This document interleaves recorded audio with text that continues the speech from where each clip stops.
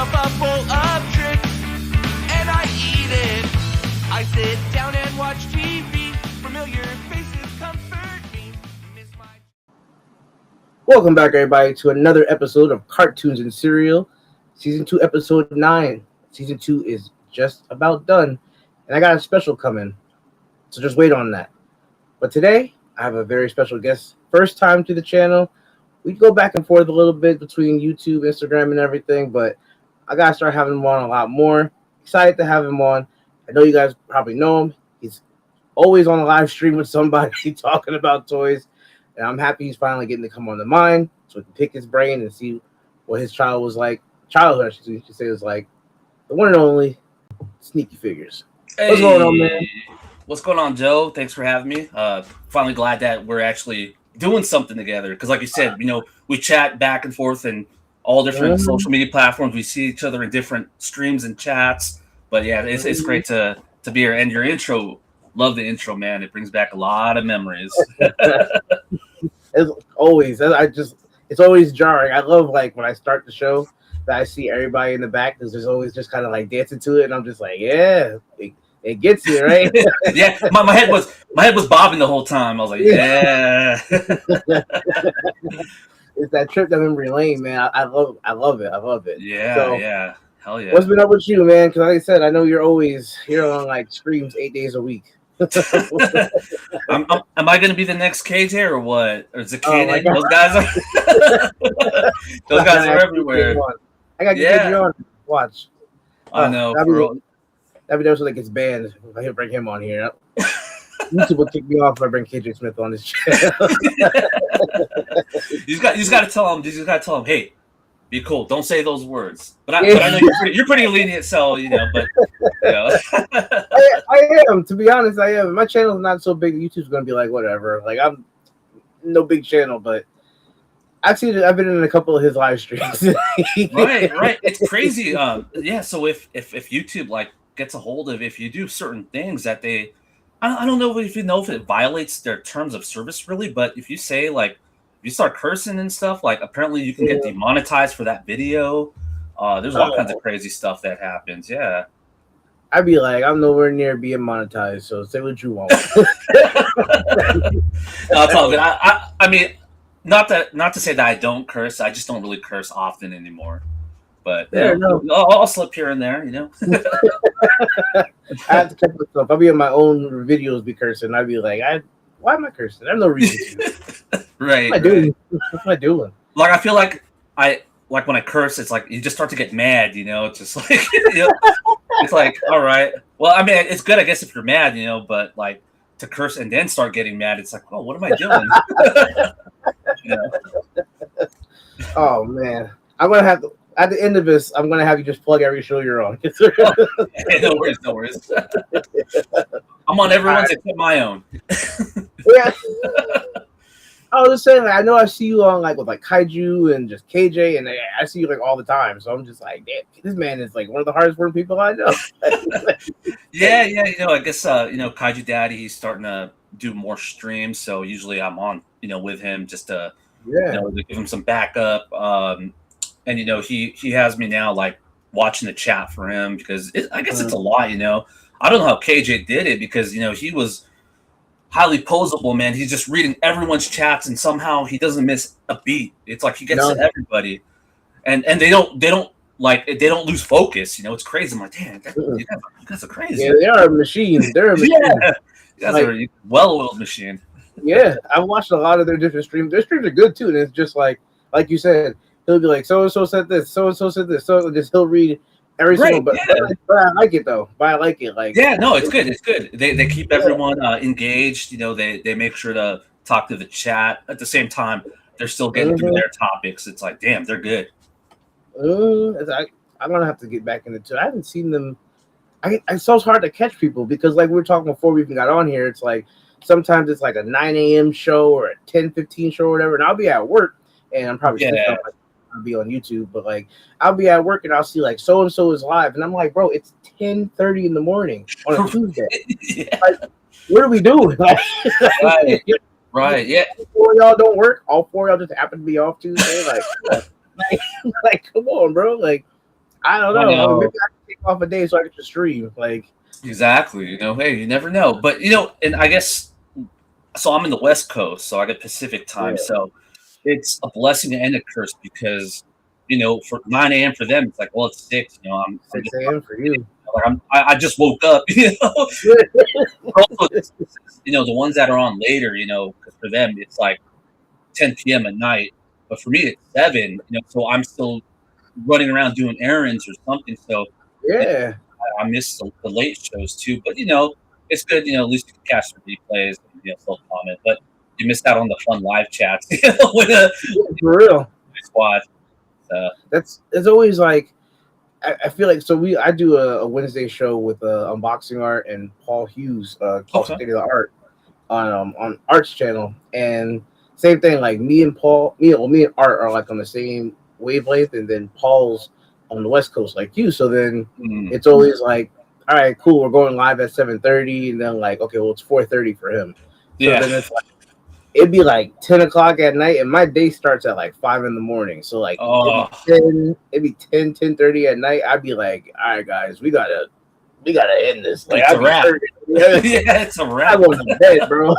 Yeah. And he'd be like, yeah, I'm gonna do some laundry. I think it's time for dinner. Like, it's like 7 o'clock for him. Like, yo, this must be nice. Like, yeah. I guess that's the hard part about everyone just being in different parts of the world, because like Kaiju Daddy, he's in Japan. So really, when we he's in Japan. Oh, I didn't even know that. Yeah, so he's been there I think about 20 years, and that's why he got really big, because he gets a lot of the Mofex, like the import stuff, like day one. So he's like usually the first person to review something. So when we stream, for me it's 5 p.m., but for him it's like the next day, morning time. So yeah, it's crazy. I mean, somehow we all make it work though. That's the good thing. That's cool. I didn't know that. I didn't know he was in Japan. Like, yeah. Damn. Okay. That was international. Like, right. Yeah. Right. We're all over the place.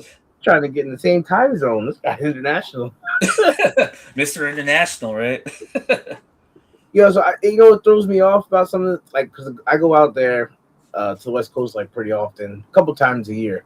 Okay. And one of the first times I went out there, and we're already off the rails. Like, we were never on the rails anyway. Like this, but like, never even made it to the rails. But like, when I was on the West Coast, it was a Sunday, and I'm so used to being here for like football season. So it was like, okay, for us, it's 1 p.m. games. Like, the NFL Sunday starts at 1 p.m. for us. So I'm like, all right, cool. It was like 10 in the morning. Mm-hmm. And like, I'm laying up in bed, and like, I turn the TV off, and like an NFL game is on. I'm like, it's 10 in the morning. Like, what are we doing? Like, then I have to think, like, it's 1 a.m. on 1 p.m. on the East Coast. Like, I just threw my whole day off, because I was like, okay, so the Sunday night football game ended at like 7:45.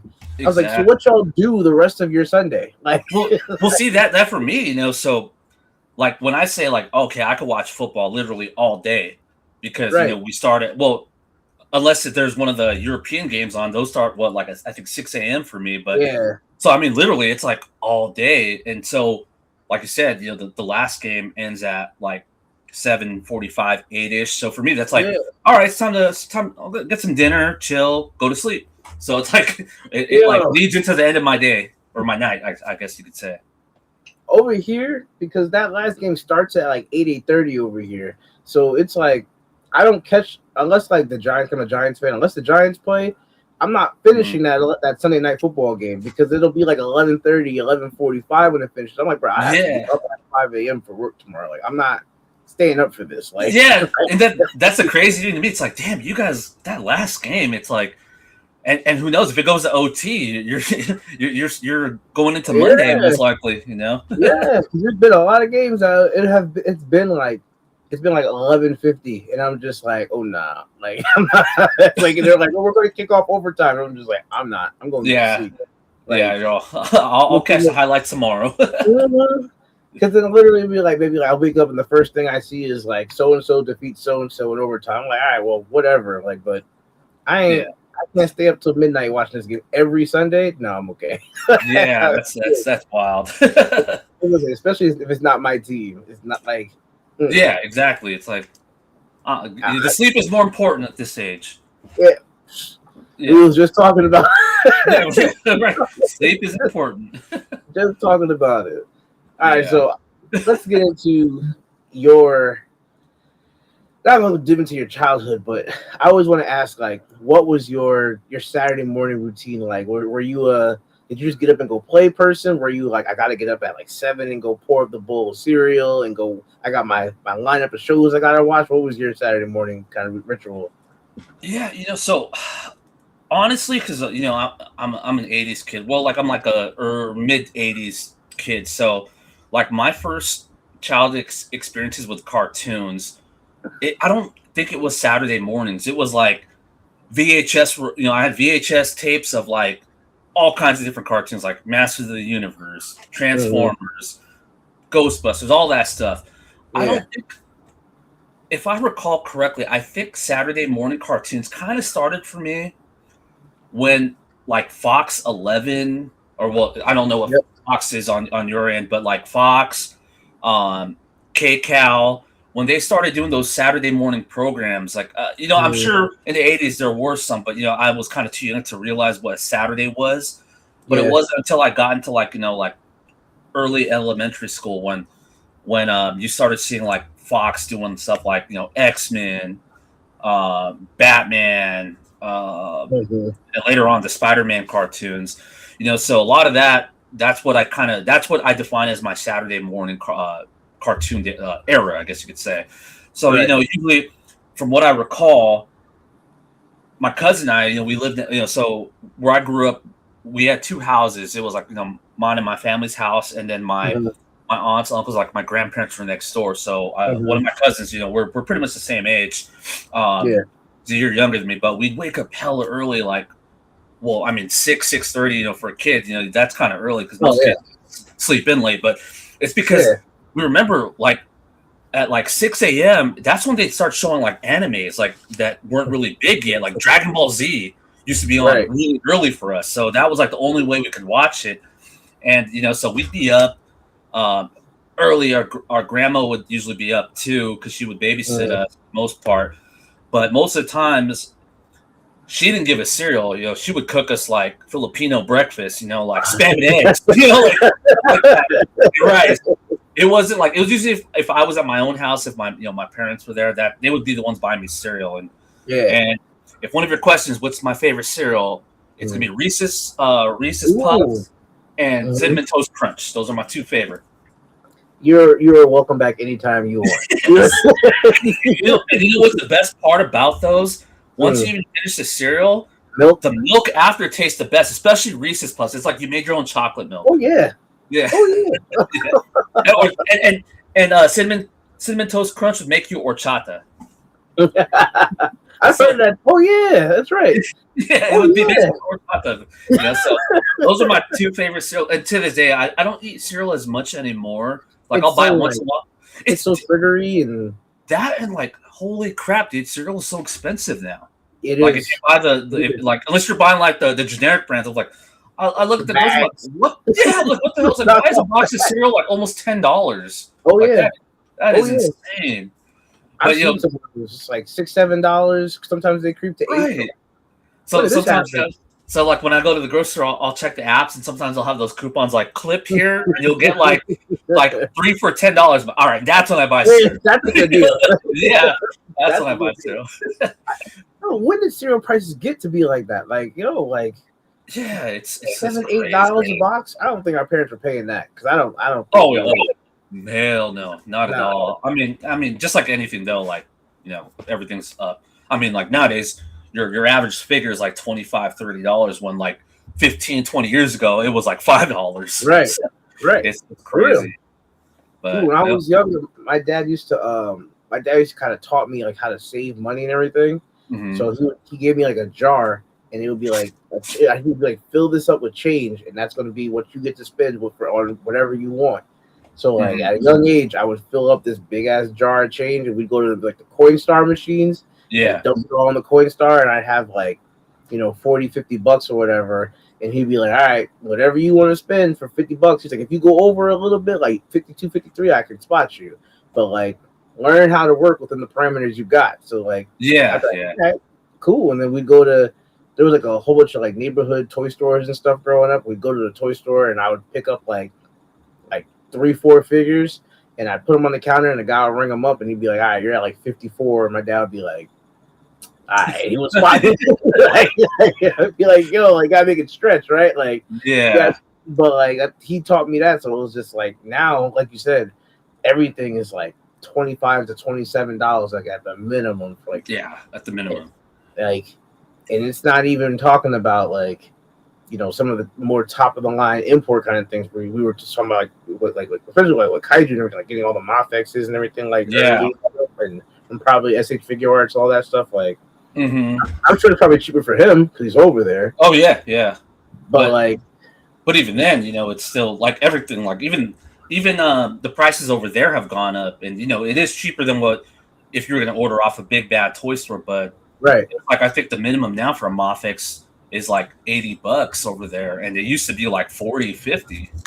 Yeah. So I know it was like 40 at one point, but I didn't know it was going up that much because that's pushing prices over here. Oh yeah. If you go on Big Bad Toy Store, you see their prices on Mofx, $130 minimum now. Yeah, that is crazy. Yeah, depending on who you get, for sure. yeah, exactly. But hey, we still do it though. We still love it. We still buy them. Yep, you really do. I can't even deny that. Can't deny that. I mean, you look behind me. I'm like, yeah. You look behind me.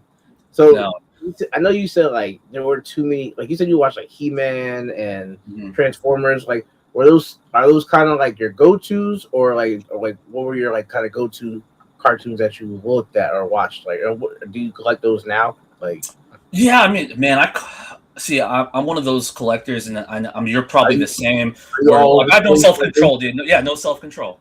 It's like you buy what you like, and it's like and the bad thing is I like everything. Like, pretty much. I mean, like all that pop culture '80s cartoon stuff, I still love. So like we said, Master of the Universe, Teenage Mutant Ninja Turtles, Ghostbusters, Transformers. Those are usually like some of the stuff I collect from that era to this day. I would do like Thundercats and stuff, but like there's not really.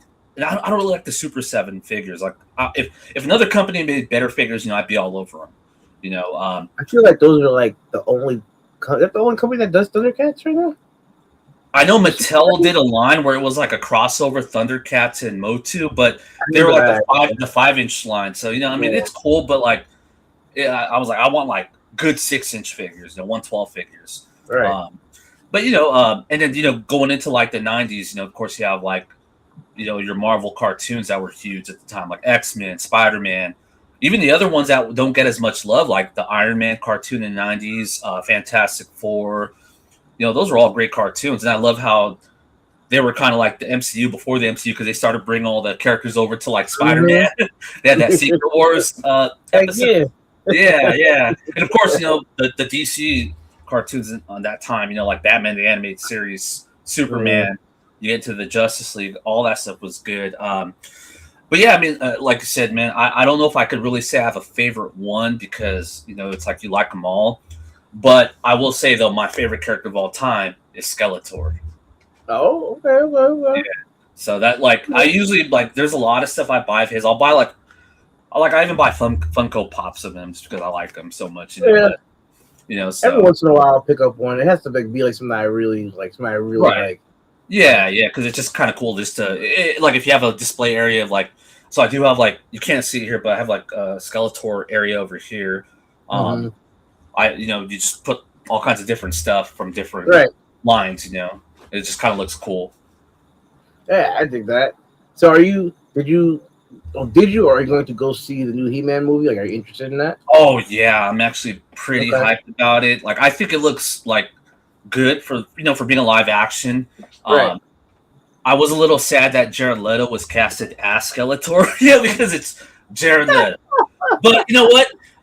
It's like you can't tell it's him. No, like you. Yeah, like you can't tell it's him, and he's all blue with the skull, and his voice. They give him a different voice, and you know what? I feel like I don't know if you've been keeping up with like the press on the movie, but they just had the premiere the other day. Yeah, I saw that. Yeah, Jared Leto wasn't there. It's like, did they purposely like not invite him to the presses, like the press events? Like, Wait, what? yeah, I didn't see Jared Leto at all at the event. Why would he? Isn't he like one of the main people? He made Right. Like, yeah, that's what's kind of funny. I was like, are they just being smart and they don't want him there to like they don't want him ruining the press? Oh man, but I don't know. But yeah, I was kind of shocked he wasn't there. But yeah, I'm excited to see it. You know, just because I do have love for the OG He-Man movie with Dolph Lundgren, but it's one of those guilty pleasure movies. It's a really bad movie. Even as a kid, I was like, "What the heck is this?" I was like, this isn't He-Man. This is like Star Wars He-Man. Like what's going on here?" But yeah, I mean, it's one of those guilty pleasure movies I watch once in a while, just because it's like a classic bad movie from my childhood. Okay, I get behind that. Yeah, it's funny. Like I love having different people from like different age groups and just different walks of life on. Like, and I do want to touch on as far as like even like your breakfast choice you were talking about, like your grandma making the spam and eggs, but like also just the fact that like we're not so far off in age like we talked about, but it seems like just like I think we're like 6, 7, 8 years apart, whatever it is. We're not far off, but like it's just that small like 6, 8 years, whatever. It's such a difference in what we watched, because I didn't watch like He-Man and like Thundercats and stuff. That wasn't my era. That was like early mid 80s, whatever, late 80s, whatever you want to call it. And like, are you a Joe guy? Like, are you a G.I. Joe guy? I'm sorry. Yes, G.I. Joe too. I apologize. I didn't even mention, but yeah, I loved G.I. Joe as a kid as well. And I actually I started getting back into G.I. Joe a couple of years ago with the classified stuff. So I'm like, it's funny because it's like that, again, it's not that big a difference. But then like when I talk about my childhood and stuff, like I didn't watch any of that. Like I didn't watch Thundercats. I didn't watch Joe's because again, that stuff didn't really come on too much. When I don't really remember G.I. Joe being on, to be honest. Like when I was growing up, like I don't remember it being on TV or anything. And I had multiple people be like, well, there was like USA Network and stuff. There's different cartoons that were on, and I started looking into like, did you watch like Collector Express or anything? Collector Express was like USA Network shows, or a whole bunch of different types of cartoons before, like Saturday morning and everything. You know what? I don't. It doesn't sound familiar, but maybe. Okay. I'm not sure what was on that. It's like I pulled it up because people talk about it so much, and I want to say like Wacky Races was on it, and like C Labs, and there was a whole bunch of like some of the Hanna-Barberas were on. Like, oh, okay. Yeah.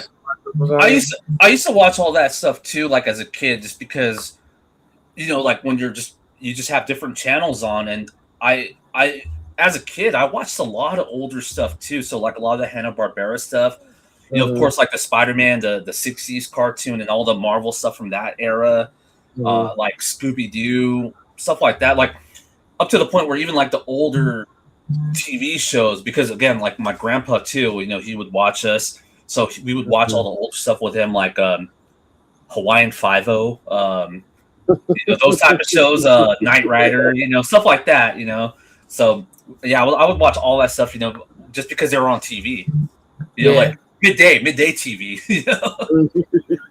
My dad put us on to 2 cartoons. My mom and dad put us on to the Jackson 5 cartoon. Have you ever seen that? Oh yeah. I love Michael Jackson. That's the king right there. The Michael Jackson, the Jackson 5 cartoon was actually like pretty good. Yeah. Like that was good, and then the Harlem Globetrotters cartoon I really enjoyed. Yes, too. That was good too. Yeah, that one was good. Not there was 2, I believe, because there was like the regular Harlem, then there was like the Super Globetrotters or something like that. I didn't watch that one. Is that the one that they had like powers and stuff? Yes. Okay, I think that's the one I watched. Okay.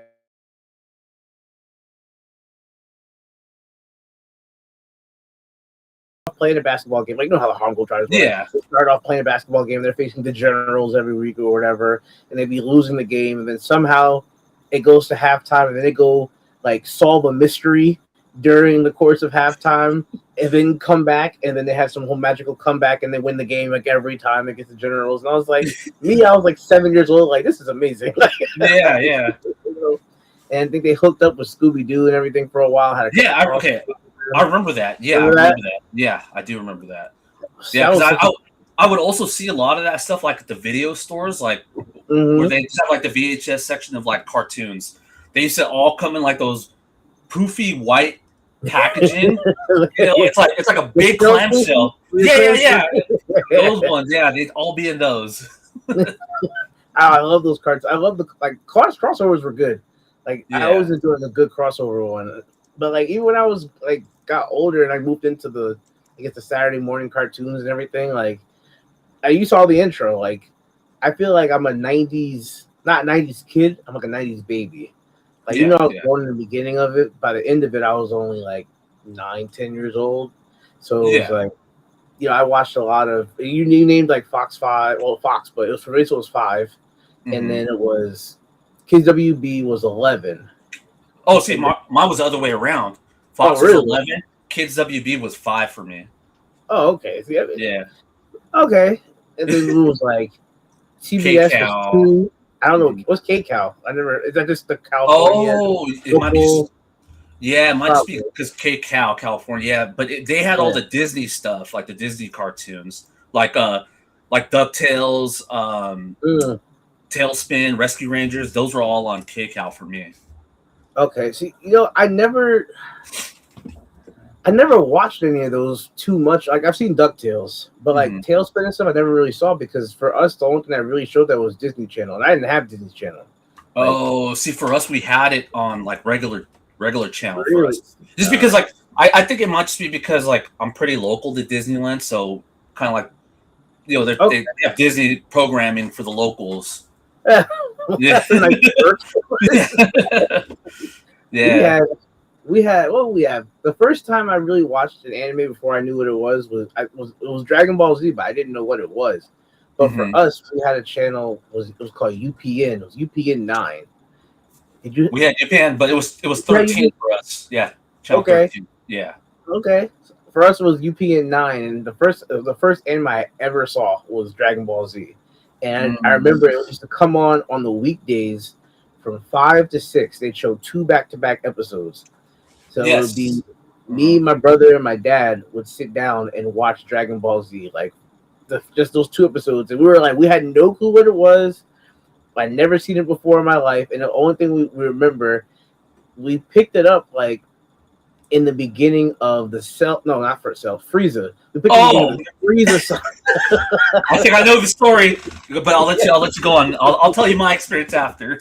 Oh, I think we waited for Goku to turn Super Saiyan for like a week because it was just like 3 or 4 or 5 episodes of just him charging up for it to turn for the first time to turn Super Saiyan, and Frieza like, being Frieza, like, what's going on? What is he? This can't be the legendary. Like, it took like 5 episodes for this man to turn Super Saiyan, and then he finally did.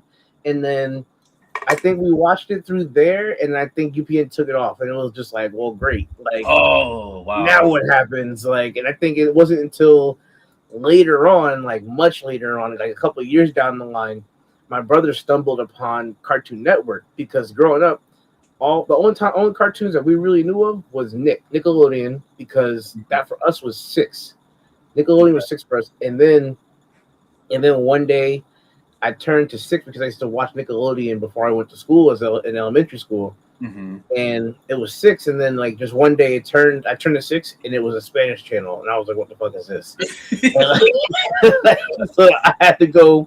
I was like 7 years old, and I'm like panicking because I can't find Rugrats that I watched in the morning before school, and I found it was on 41, and I was just like, "Just ruined my whole morning." Like, it was just like we turned to that, and it was, it was just so weird to just have channels change on you like that. But we didn't understand until like later on. My brother, maybe I want to say I was maybe like 10 or 11 at this point. He was like, "Yo, do you ever heard of this channel?" And he turned to Cartoon Network for the first time, and I was like, "What is this?" Like, and then it was just like, Powerpuff Girls and Dexter's Lab and all that stuff started coming on, and I was just like, I don't know what this is, but and then there'd be days I was just on Cartoon Network. Just it was a whole like eye-opening experience, and people still talk to me about like Disney Channel. Like, did you watch Kim Possible and the Proud Family? And I'm just like, no, I didn't have Disney. I couldn't afford it.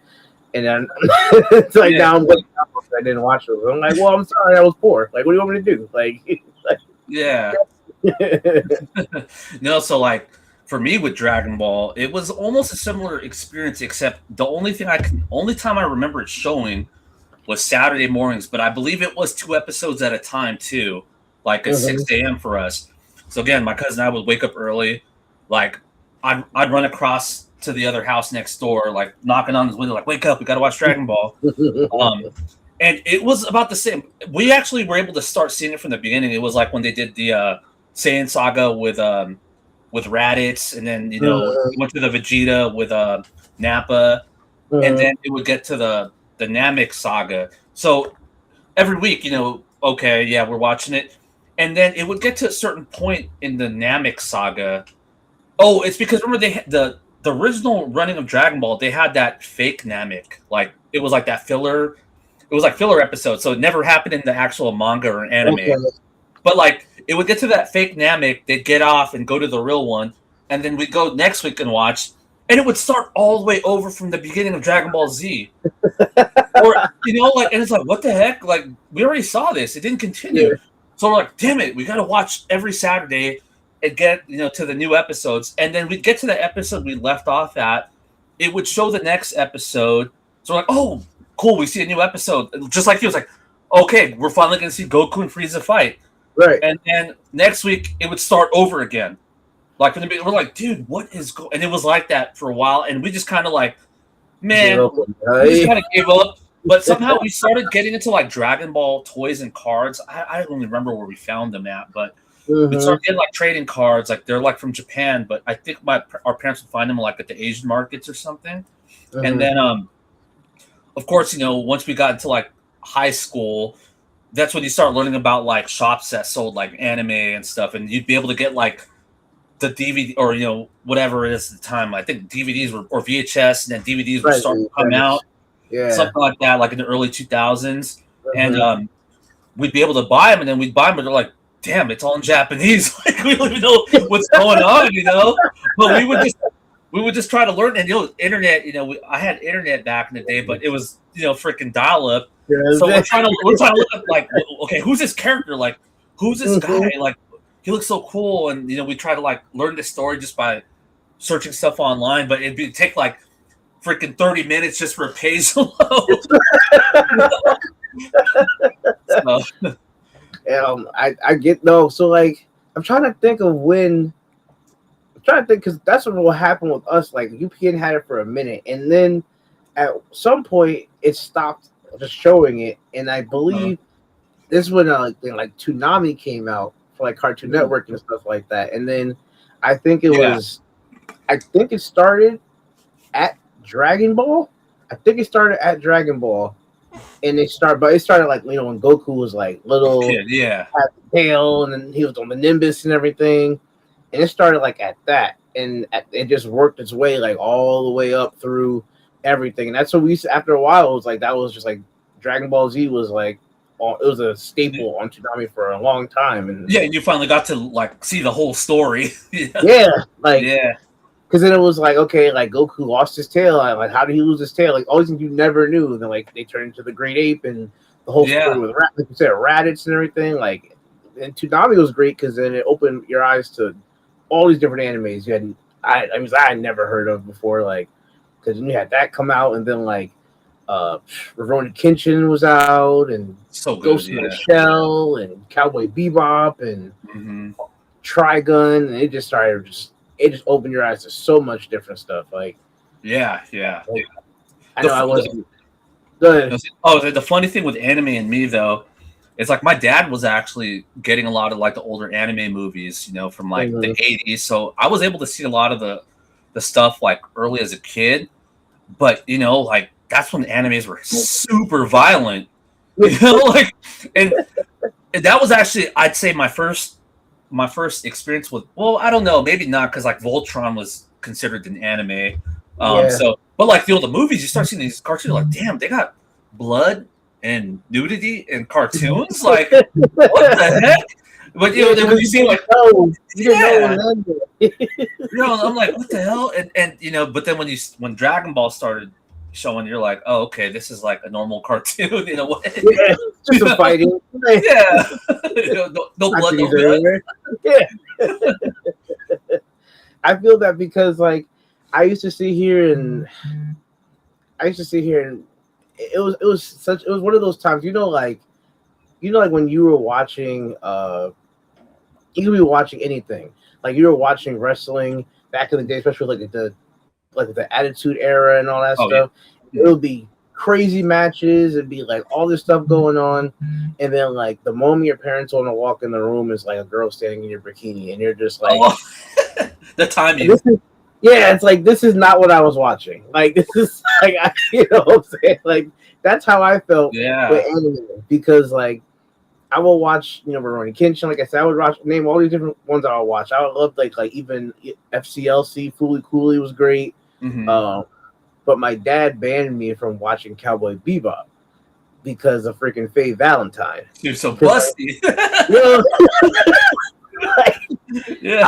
could watch freaking Yu Yu Hakusho. I could watch. Well, honestly, I couldn't watch Lupin the Third either because I couldn't watch that either. I was thinking about that, but I just remember one night I was like watching all these shows or whatever, and I was laying in bed and Cowboy Bebop was on. Spike just had some epic, fight scene, taking out the bad guys, doing all this other stuff, blah blah. And I'm just like, all right, like this what's up, and like the whole time, no problem. Then the moment the scene changes, and it's like Faye Valentine, and she's like washing her spacecraft, and there's water everywhere and everything. And my dad just walks in, and he's just like, I don't know what you're watching, but I'm just like, you didn't just see Spike kill like 12 people, like you had to walk in now, like bro, like it just was always like the worst timing, with stuff. Yeah, like that. I'm just like, it got me like banned from watching so many cartoons. Even like I said, even Lupin the Third, because Lupin would be going through some whole heist and this whole elaborate thing, and then the one girl, well, I forgot her name, but what was the girl's name on Lupin the Third? It's gonna kill me until I remember it. But same thing. Like at the end of it, she'd zip her shirt down and everything would pop out and everything. My parents would be standing there like, I don't know what you're watching. I'm like, like every time. So like you said, like even Dragon Ball Z was a show where it's like, okay, this is a whole bunch of jack dudes fighting for right. Yeah. Like no, it's not that bad. Not as bad. Except when young Goku used to be a perv. Like other than that, it was pretty calm later on. Yeah. I always forget too, like one of my other first time being exposed to anime was when One Piece used to come on. One Piece used to come on Saturday morning cartoons, but I didn't know it was an anime until like later on. But when I was younger, it used to come on Fox. Yeah, it's come on Fox 5. Mm-hmm. And do you watch One Piece? Are you familiar with it? No, I love One Piece, but I didn't get into it until like later on. So it was showing the Arlong arc, like back in the game when they first picked up Nami and everything. Yeah. So it was like, well, I never knew what it was, so I was just watching this show. Luffy's mad funny, and then they also have the English version and they have the Japanese version, because the English version, like Sanji was always eating a lollipop, but then all the Japanese version, he's always smoking cigarettes. Like yeah. You don't know if it's a cigarette, but he's always smoking something. But like, so I'm sitting here like, right. So I'm sitting here like watching. And I was like, oh, I don't know what this is. This show, One Piece, is awesome. Like, and I would tell my friends about it. I remember back in the day, like I know too, like you had to stay and wait for that new episode to hit, because if you missed that new episode, there was no DVR, there was no I'll catch it. And you just missed that episode forever. Like, you know what I'm saying? Like, so it was just funny sitting up here. Like, I watched that show and it had that whole arc, which was the Arlong arc. Nami joined the crew. It was a dope ass show, and then it was just gone. And I was like, "What the hell? What would you take this off for?" Like, yeah. and they replaced it with like, I don't know, Cubics or something I didn't want to watch. Like, I don't want to watch Cubics. Like, Yeah. like, I think the only Transformers I really watched was like Beast Wars. I think everybody. Oh hates yeah. No, I love Beast Wars, man. Do you? I mean, because of course, my OG Transformers was G1.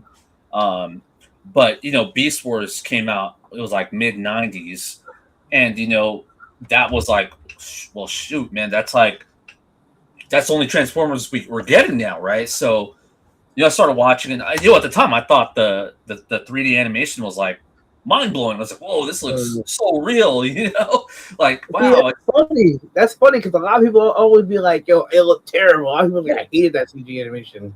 I mean, when you look at it now, it's like Right. it's like, yeah, it looked bad. But at the time when I was a kid, I was like, oh, this looks cool, and I thought it was so cool when they brought it back full circle and they were actually on Earth where the Ark was when like the Autobots and Decepticons were still like in that hibernation. So I was like, whoa, this is crazy. It's actually a continuation, and I was mind blown. Like I was like, oh shoot, like Tyrannosaurus Megatron was about to kill Optimus Prime while he was asleep, and they saved him, and they were able to like get the powers or whatever. But yeah, I thought I love Beast Wars actually.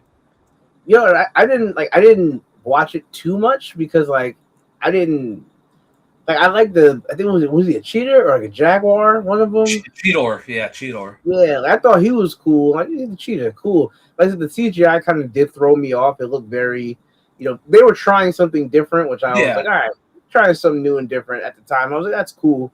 It threw me off a little bit, but I didn't think it was terrible. So, you're the first person that I've had on this show that's been like, I love Beast Wars. Everybody else I've had has been like, I hated that show. Oh man, I mean, like again, I haven't seen it like since back then, so Right. I mean, maybe I'll be like, wow, this was pretty terrible. But I like the fact that they continued the story and they actually made it canon to like G1, which I thought that was cool.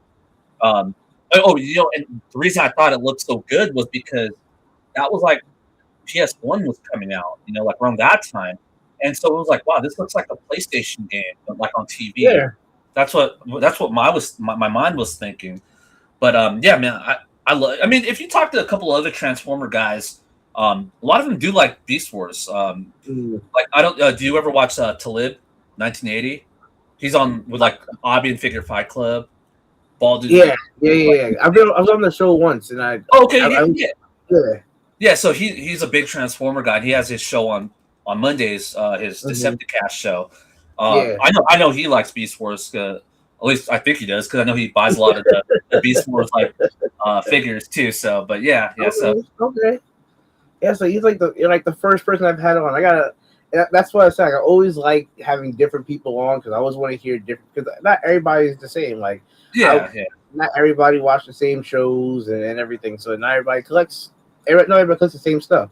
So it's just it's always refreshing to hear like, all right, I don't want to keep going to the same well of people. So like, always, you know what I'm saying? It's always fun to just hear different people because like again, like I think, like I know me personally, I didn't watch which this is like one of my biggest, I guess, regret. I hate saying regrets because like childhood was childhood and it was fun. Whatever. I feel like I always say, but I feel like one of my biggest regrets was like not expanding, not so much the cartoons I watched, but I guess I feel more so like the toys that I play with. Like when I had like a decent amount of toys, I had a good amount of toys, but I say like the variety of them. Like at one point, I got so like into wrestling that I had like hundreds of wrestling figures, but like everybody talks about all these different like TMNT episodes and stuff like that, and I just was never into TMNT as a child like that.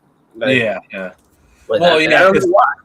It's like like you said, even though we're not that far in age, like even like a 1-2 year gap can make a difference in what you watch. Like I have a lot of, I don't have any brothers, I only have sisters. So, but like my older cousins, my younger cousins, like the guys, those are like my brothers growing up, and I have a lot of older cousins that are, in that range of like 2 to 5 years older than me, which again doesn't sound like a big, but a lot. But all the cartoons I was watching, as a kid, was because that's what they were watching. That was their Saturday morning cartoons.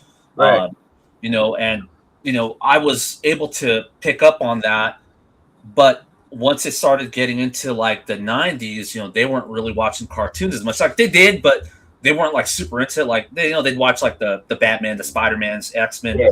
but they weren't like hardcore into it where they wanted like all the toys, like us, because they were Right. they were getting to that teenage year, so they were like getting cool. They're getting too cool Yeah.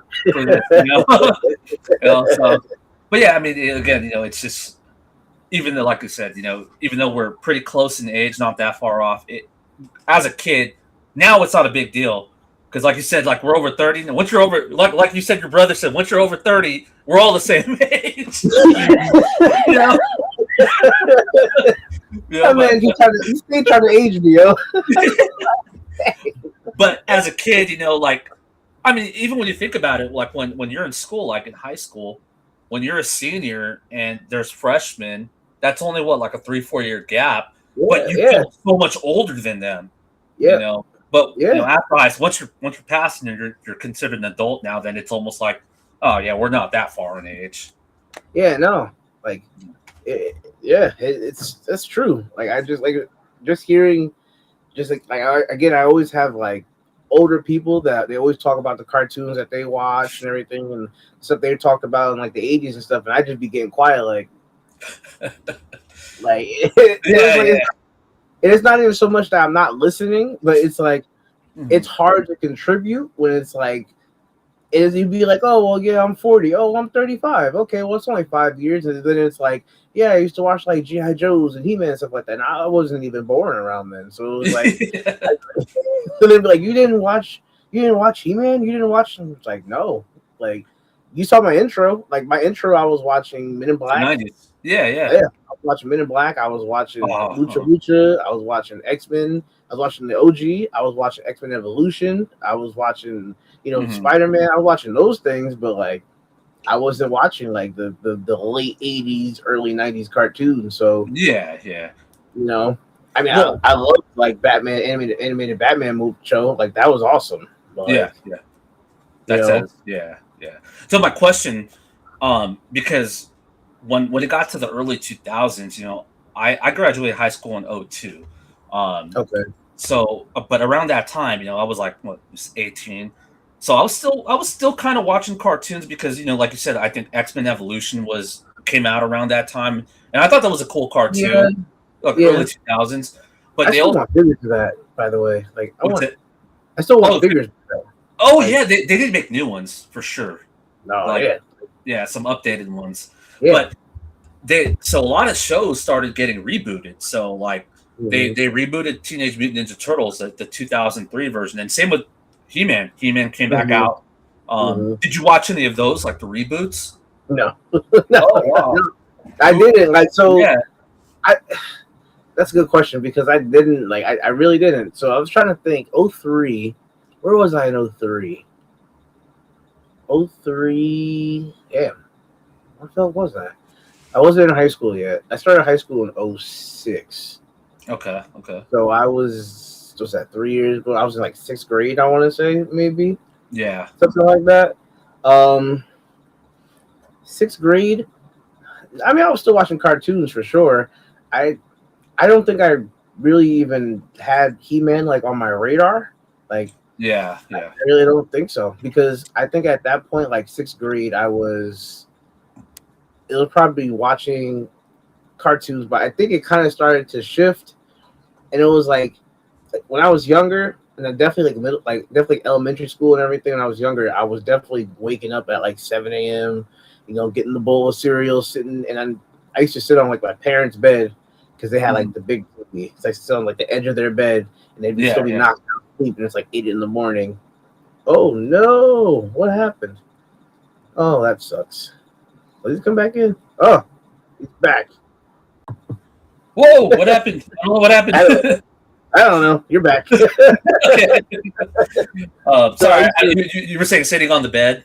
Yeah, I used to like sit on the edge of their bed at like 8 in the morning, and I would just have my whole like binge. It'd be from 8 to like 11:30. I had just like, all right, from 8 to 8:30, I'm on channel 2, and then from 8:30 to like 10, because there's like a good 3 cartoons in a row on Kids WB I gotta watch. And I was always like, I had like my schedule pretty much written out. Like my friends were like, yo, we gotta watch all this, because then when we go outside after, we could all be like, yo, did you see that episode? And we'd all just talk. Like by like middle school, it was, I want to say middle school, it was more so like I kind of started to play more video games than anything. So it was like, I'll still wake up, but it's like I'm not waking up at 7 a.m. anymore. I'm waking up like 9:30. That's like that age you start gaming until like midnight.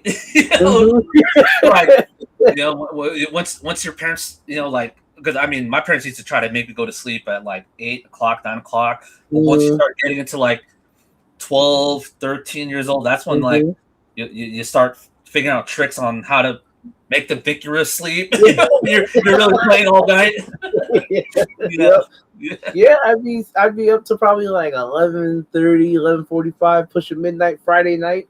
And my mom or dad would peek in, they'd be like half asleep, they'd be like, it's midnight, like you need to turn the game off. You can wake back up in a couple hours and play, but you need some sleep. Like So then I would go to sleep till like 9:30, and I'd probably watch a cartoon or two, and then I'd fire up the Xbox or something like that, and I'd just be on the Xbox from like 9 to whenever. But it was also like you were going outside and playing with your friends, so then it was like all these memories of going out and playing. Sometimes we'd bring our toys outside, and we'd just go sit in the park with all our toys and play. Other times it was like we would run around the neighborhood.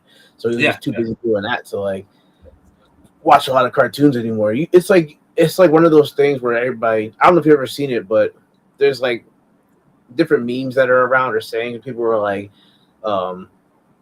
you went inside for the last time ever playing, and you didn't know that was the last time you were ever going to go inside and play again, like, or something like that.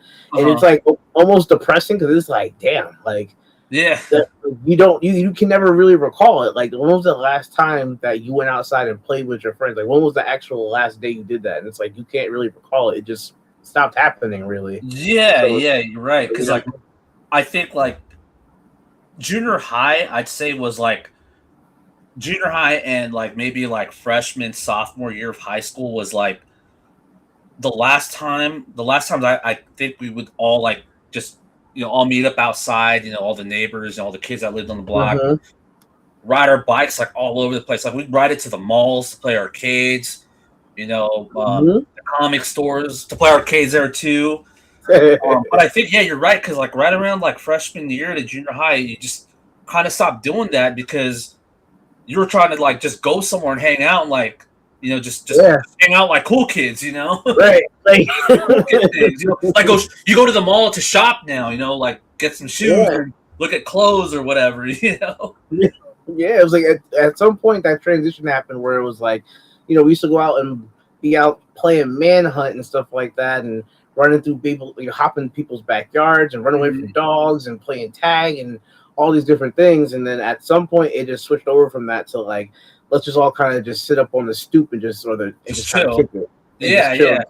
Like throw the football a little bit and just chill, hang out. And then like after that, like it was just kind of like,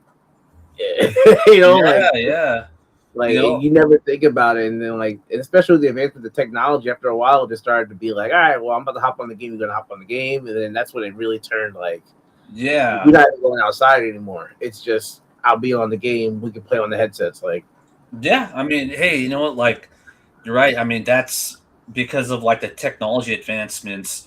That's what was going on. Like, you didn't have to like go over your friend's house and get the 4 controller port to like hook up all the controllers anymore.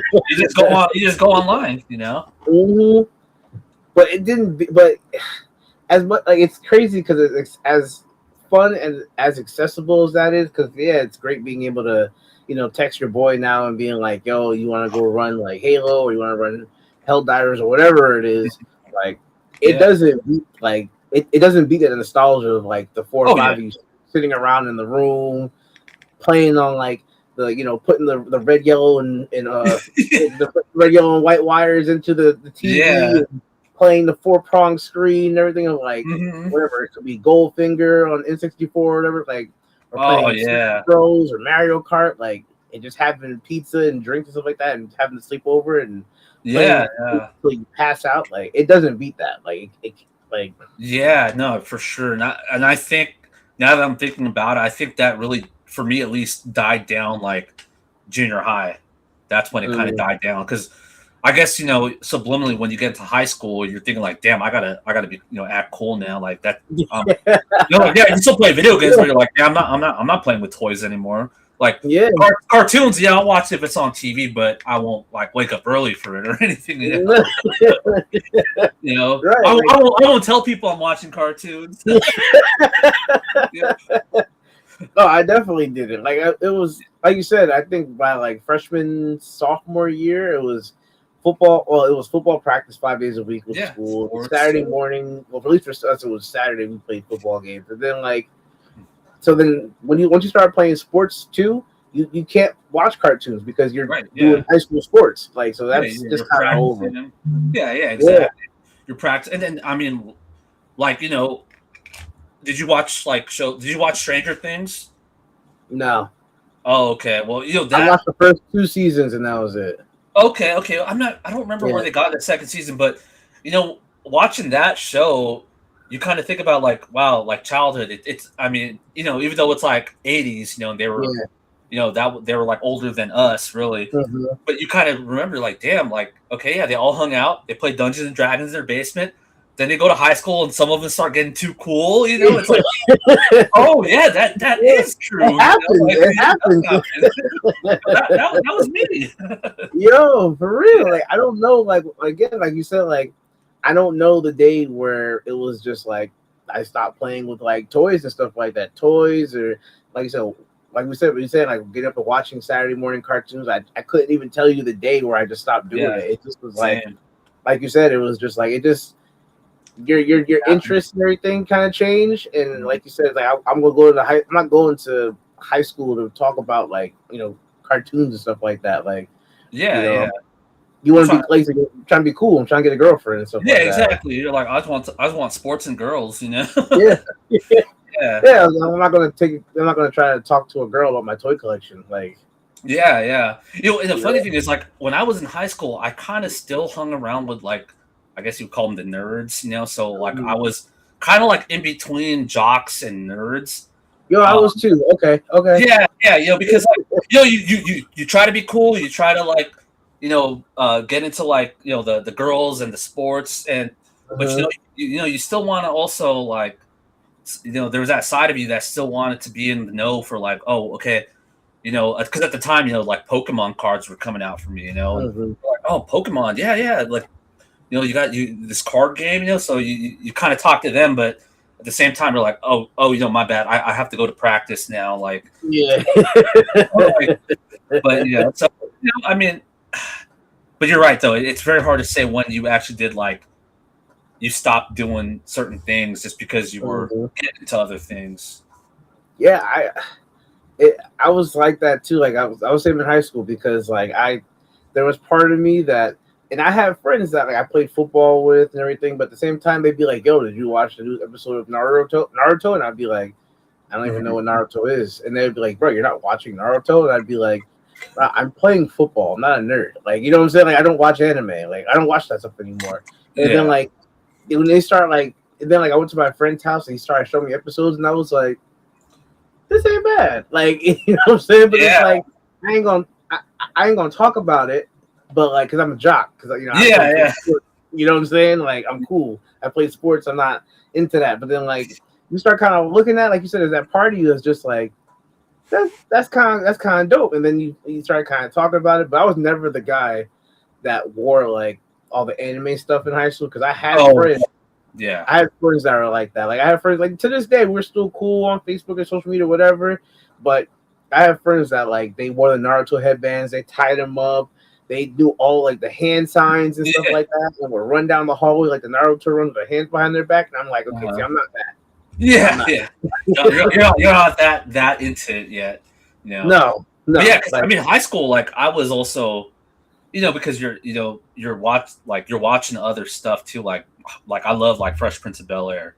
Oh yeah. So I love that, and like you were talking about UPN, and like I love watching like the Wayans brothers and Jamie Foxx and stuff like that, and of course I love sports, and I know my older cousins were getting to like fashion, and I was a I was a sneakerhead too. I was like Jordans, Nikes, and all that stuff. So that's like how I was starting to dress in high school. Like the hip hop brands. Right.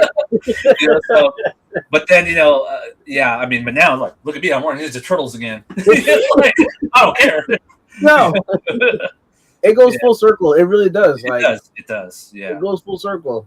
I used to be like, I'd wear I'd wear some nice things. I'd have like, the hat or the fitted always has to match the shirt or whatever it is. The shirts, yeah. Got to match. But like, sneakers, I was never like, I had nice sneakers, but like, I never was like a huge sneakerhead. I kind of am now, but like, growing up, I wasn't like the biggest sneakerhead. My senior year of high school, my outfit was a white V-neck, like navy blue sweatpants, and navy blue bedroom slippers. I wore that to like pretty much every day. Yeah. Like senior year, I checked out.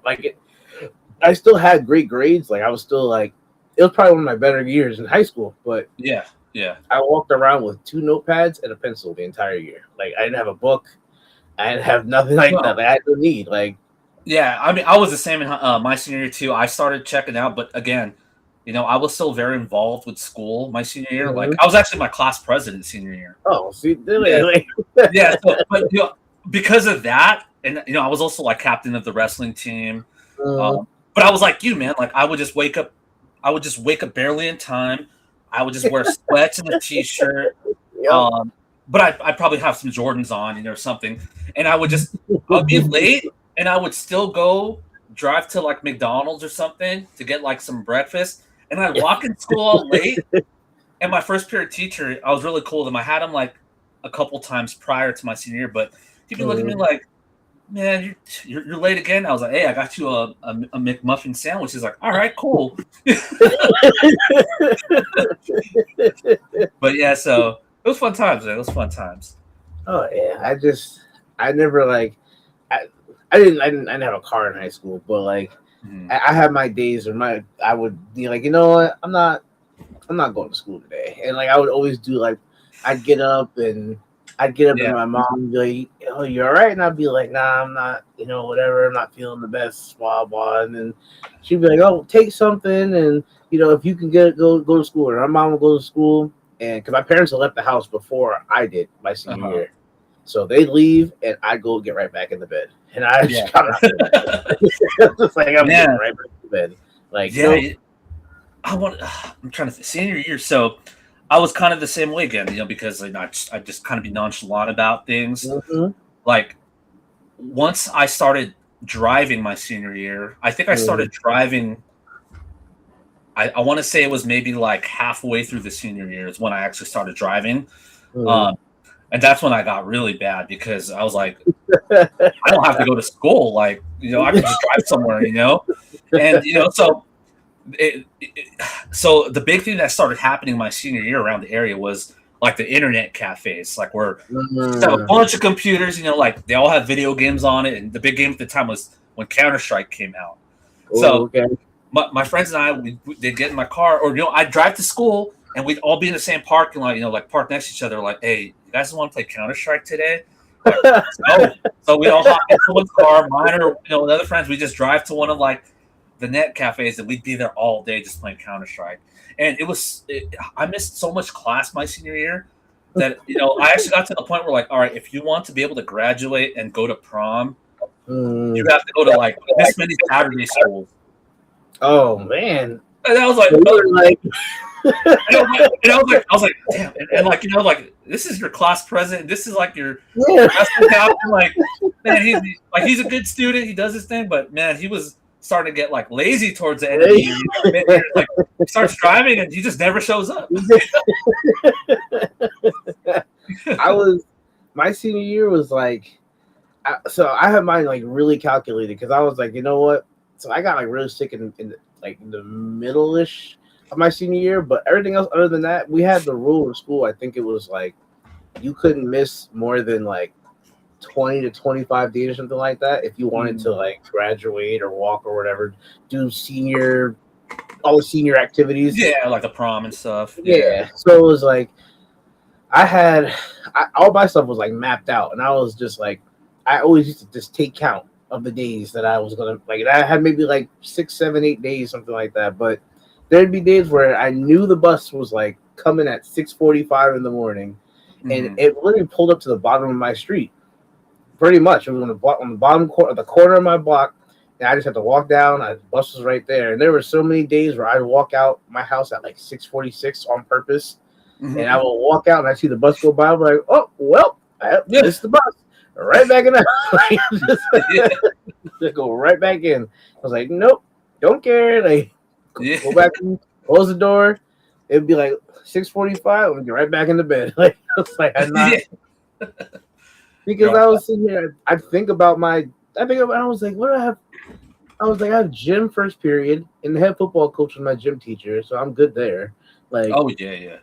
Like, I was like, the only things I think that were mandatory in New Jersey, it was like I wasn't failing gym. Like, that was whatever. And then I had, what else did I have? I think English was mandatory, and I think that was it. I had like gym and English in New Jersey were mandatory. Everything else was like an elective. So it was like, I show up, I show up. Like, I wasn't beasting over anything. And the only other thing that I had that really meant something, like, and this was like my nerd side, because I played an instrument, and I was like in the highest. You too, huh? Me too. Oh, you played an instrument? Yeah, I was a drummer. Okay, I played altos. I played baritone saxophone. I wish I learned how to play the sax, man. The sax is a nice instrument. It is, and I think my only issue was I was the only, because I was in the best band in the school, and that band, like, we were actually like ranked in the nation. We used to play at different events and stuff like that. Yeah, and my only issue was I was the only baritone sax player in that band. So then when I missed, the next day I'd come in, and the instructor would be like, it'd be sure to be nice if you ever showed up. Like, he was one of those people, like, he's like, it's hard to play certain parts when the only person that can play that part's not here, Joe. And I'd be like, my bad, I was sick. What do you want me to do? Like, yeah, you know what I'm saying? Like, that was like the only thing. But then he was the band director. He was also like the marching band director. So then he would always come to me and he'd be like, the football game is just halftime for the marching band, right? Like, and he always would shit on us, and he'd be like, unlike the football team, the marching band actually wins things. Like, you should just come play. Yeah. He was always going at me, and I'd be like, well, yeah, you're not exactly wrong. But like, I'm sorry, man. I'm not quitting playing football to walk around the field with a baritone around my neck. I'm not doing it. Like, yeah. So he was like, we used to win state championships and tournaments or anything. When's the last time the football team won a state championship? And I'd just be like, you're not wrong. Can't even argue it. You're not wrong. Yeah. No, I get you. So that's funny. So yeah, a little bit about my side on band. So, I've always played the drums since I was like a little kid. I have a lot of musicians in the family, so drums was my instrument, and that's even before I even joined like a school band or anything. I was always just playing the drums at home. It was, I want to say it was like the last year of elementary school, like 6th grade, is when I actually joined band to learn more about playing drums and like learning actually how to like read like the drum notes, because I would just play like free balling it, when I was So when I got to junior high, I stayed in band, and but it's funny because when you're in junior high, you could do almost anything. You could do sports, you could do band. Nothing conflicts with each other because they're all at different times for the most part. But when you get to high school, that's kind of like where you got to, like I said, you got to make some choices, because if you're gonna play football, you can't do marching band because it's Nope. yeah, you can't just take off your pads at halftime and run out and come back. Uniform on. Yeah, yeah. I mean, unless you're like maybe like Tom Brady, maybe, but like, but for the most part, you can't. Right. But you know what? When I was going into high school, a lot of my friends that I played sports with, like I didn't do football practice or tryouts at first. I was like, you know what? I don't know what I want to do. I was thinking about it. A lot of my friends back then, they're like, dude, don't even try out for sport. Like, don't try out for football and basketball. There's too much, politics or whatnot. Just don't do it. And a lot of them like would quit too because they would transfer schools because they didn't like coaches or whatnot. And so I was like, well, shit. I guess I don't want to play if they're not going to play. They're not going to be on the team. So screw it. I just ended up staying in band because my junior high band teacher was also the high school band teacher. So like, you know what? I'll just stay. Whatever. Like I want to get into like a drum line. So I did drum line.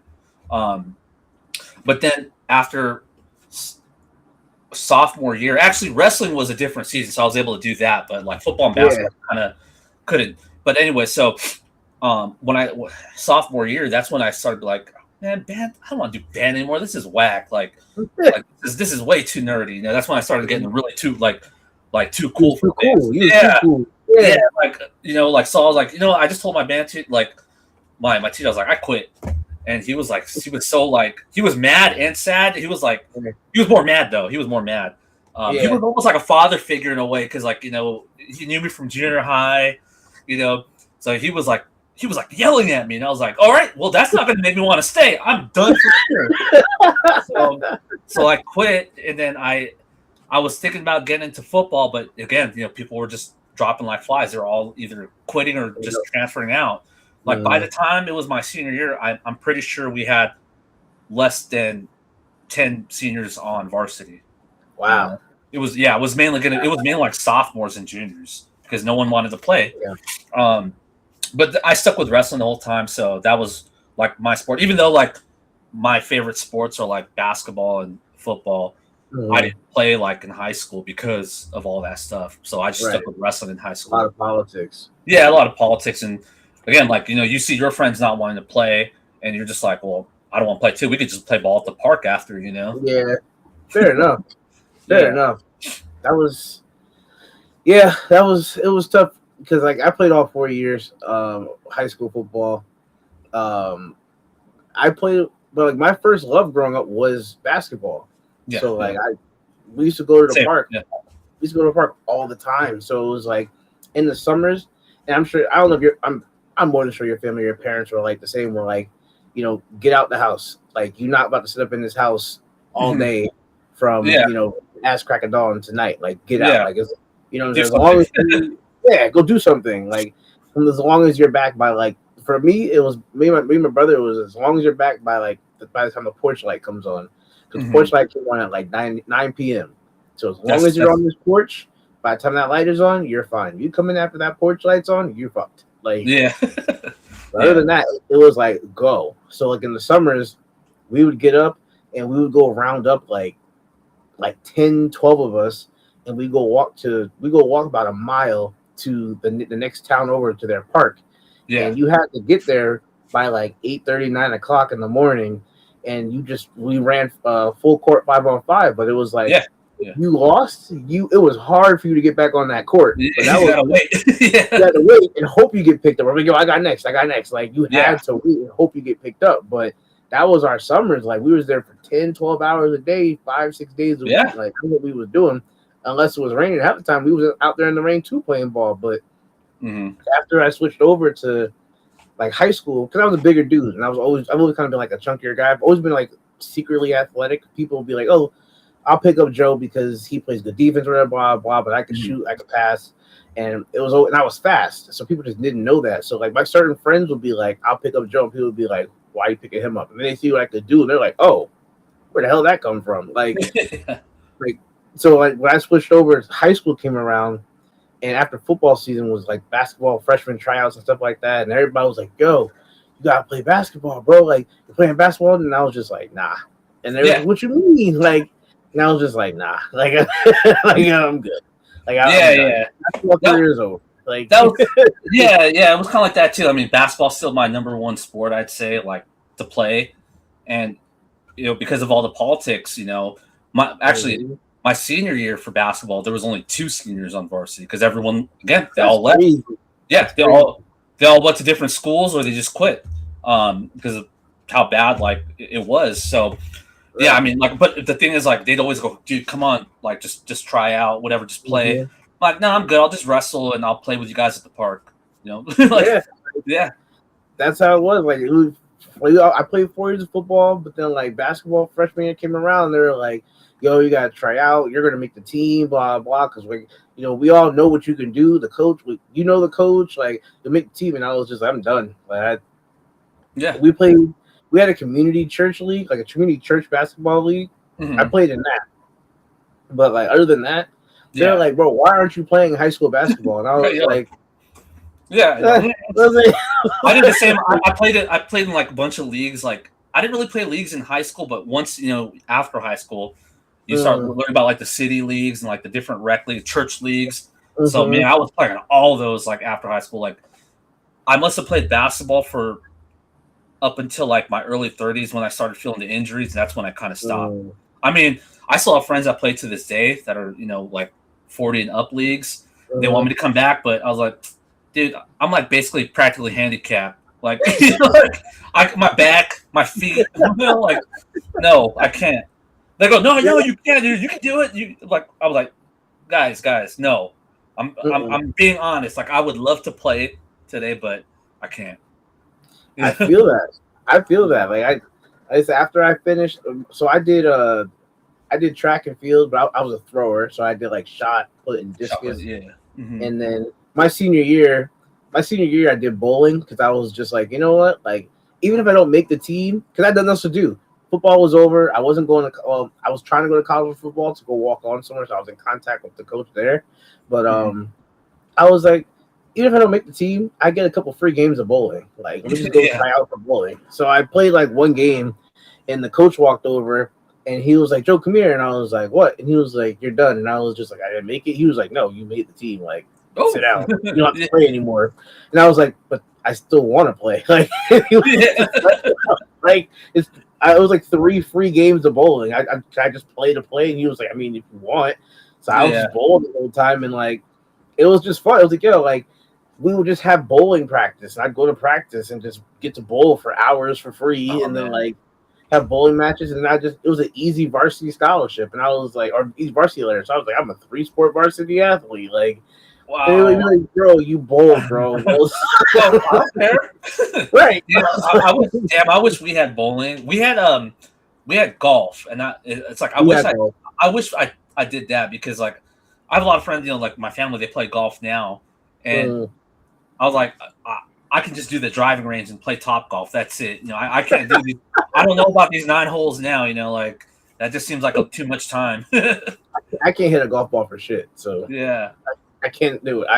I've gone my friend to the driving ranges, and you ever see that video of Charles Barkley when he was learning to golf and the video's all broken? That's me. My swing is jacked. I cannot swing a golf club for the life of me. Cannot do it. It's funny with golf and bowling. I'm kind of I'll have my days where damn, I'm feeling it, but then I won't do it for so long, and when I try, I'm like, holy crap, I can't. I'm Charles Barkley too. Or it's never-ending gutter balls. Well, golf, I can do it. Golf, I've tried many times. The swing, the motion, I can't get down. Bowling, I'm good. I can still I'll be okay, a warm-up game. I'll bowl a 120, but all right, let me warm my arm up, all stuff, whatever. We'll do games 2, 3, 4. I'm good for a 160 to 220 game. I can still bowl. Nice. That comes out. That's fun. That's just fun to me. But after a while, your hands and wrists start to hurt, and it's okay, time to shut it down. Yeah, you get that elbow injuries. Mm-hmm. Yeah, that was when I went to college. I played going to college. I played we had an intramural flag football league, but then there were players from the actual coming to a D2 college. And I got pretty much like medically shut down. Like you can't play football anymore, like for multiple things, like concussions and shit. Yeah. So yeah. I was like, okay, well, I'll go play flag football. Right. There's players from the team came out, and they were on a flag football team. And I was like, people were like, I don't see how this is really fair. But me being me, like I was just like, I don't. When it came to basketball, I just played basketball because it was fun. It was a good workout. I could knock down a couple shots, make some passes. When it was football, I always walked on the field as if I'm the best player on the field. Like I'm the shit. I don't care. I don't care who. I wanted to be against anybody. I didn't care. So like, we would have times where we're playing in that flag league, and there were also times where we just played like a whole bunch of dudes would come out on like a Saturday morning, and we'd play like a 7-on-7, and we'd play like, okay, game is 10, and then going by ones and all that shit. And I'd score like 5-6 touchdowns, and people would be like, "Why aren't you on the football team?" Like the football players would be like, "Why aren't you playing football?" And I was like, "Because I was a defensive tackle in high school, and I was 5'7". Like, yeah, you know what I'm saying? Like I was a 5'7", 195-pound defensive tackle in high school. Like that wasn't happening at a D2 college football level. Like, and they were just like, "Oh, well, you want to play running back?" And I'm just like, yeah. Like it's not happening. Like it's not happening now. Like But like it just, I always felt like I was one of those people where it was just like, I'm athletic, but it's just like it was fun. Sports is always fun, and then like again, we've gone off on a crazy ass tangent. But like yeah, it just like again, it goes back to just like different phases of life when you're in, like, and just how things change so much. And now again, it's just like we've been saying, it's funny coming back now, being just grown ass men at this point. We're like back full circle of like collecting toys and watching anime and cartoons and shit like that. And yeah. Now I'm just like, I don't give a fuck. Now, no, I definitely don't. Like when and I was bringing up earlier when I was talking about those reboots, like the when Masters of the Universe and Ninja Turtles came back in the early 2000s. That brought me back in big time. Okay, and I was like, dude, no way, a new He-Man cartoon. New Ninja Turtle cartoon. What I liked about it is because the older cartoons, they were kind of goofy. They were made for kids. And actually, one of the things I remember with Ninja Turtles, because I was really big into them as a kid. So you watch the cartoon, and it's just goofy, happy-go-lucky. And then I remember I don't remember who it was, but either my mom or dad, they bought me like the graphic novel of like the original Ninja Turtle, the Mirage comic, like the black and white. Yeah. And I remember reading, it was like when I saw anime for the first time, I was like, holy crap, like why are they killed Shredder? Like it's violent, it's bloody. And I was like, whoa, what is this? And then you start growing up and you learn like, okay, so this was the original comic, this was the original story. And then you learn that they adapted the cartoon to make for kids. And that's where it blew up.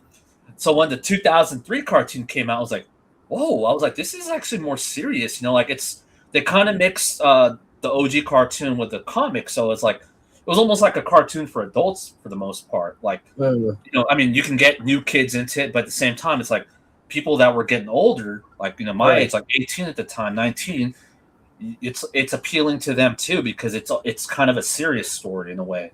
Right. And same thing with He-Man. I mean, the older He-Man toys, they used to come with these mini comics that had a more serious story to it compared to the cartoon. So when that He-Man cartoon came out in 2003, I was like, same thing. I was like, whoa, it's like they're mixing stories, and it's kind of like an adult can get into this. And that's when I was like, holy shit, I'm back in the cartoons. Right. And I started buying all the toys again, because I was working at the time, like part-time. I remember where I was working. I think I was working so my first job, I worked at a shoe store, Foot Action. That's how I got really into shoes, because I was in high school. I was like a 16-year-old making money. Yeah. I was able to get Jordans, like, oh man, like I felt good, But I forgot where I started working at. I got a job at Best Buy, but so I was getting money and I was able to buy these toys.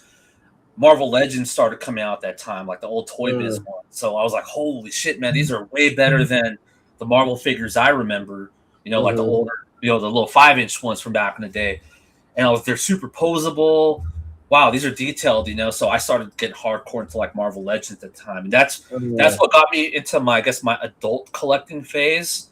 Okay. And once Hasbro took over the license from Toy Biz, I got that first wave, and I was like, wow, these are shitty figures, like compared to the Toy ones. These are really bad.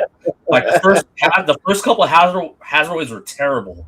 Yeah. And I was like, I'm not going to collect anymore. Like I sold my collection. I was actually also looking to buy like a new computer at the time, so I was like, I'll sell all my figures. I funded my own laptop. Okay. And I was like my first MacBook, and I was like, oh dude, I got my first MacBook. I'm done collecting figures, whatever. But I still followed I was still reading comics at the time. Right. The MCU started coming out, so I was like, all right, we're getting actual like good comic movies, like Iron Man came out and like whatever. So I was still following it, because of all the other properties, the Batman movies, like the Christian Bale movies were coming out. Dark Knight movies. Yeah, those are like game changers. So I was still following it, but at that time, I stopped collecting figures, and I was getting more and more into like sneakers. So that's what I was like spending my money on. And it wasn't until probably like 1 or 2 years before COVID, I was looking at like Hot Toys and like 1/6 figures. Ooh. So I was always looking at them, even back then when I wasn't collecting. Like I was just going on YouTube and watch these videos like of people reviewing them. This is like maybe like 2010-ish, 11. Mm-hmm. And I was like, no, I can't buy these, like, no. But then once I think it was like 2017 or 18, I was like, screw it, I'm gonna buy one.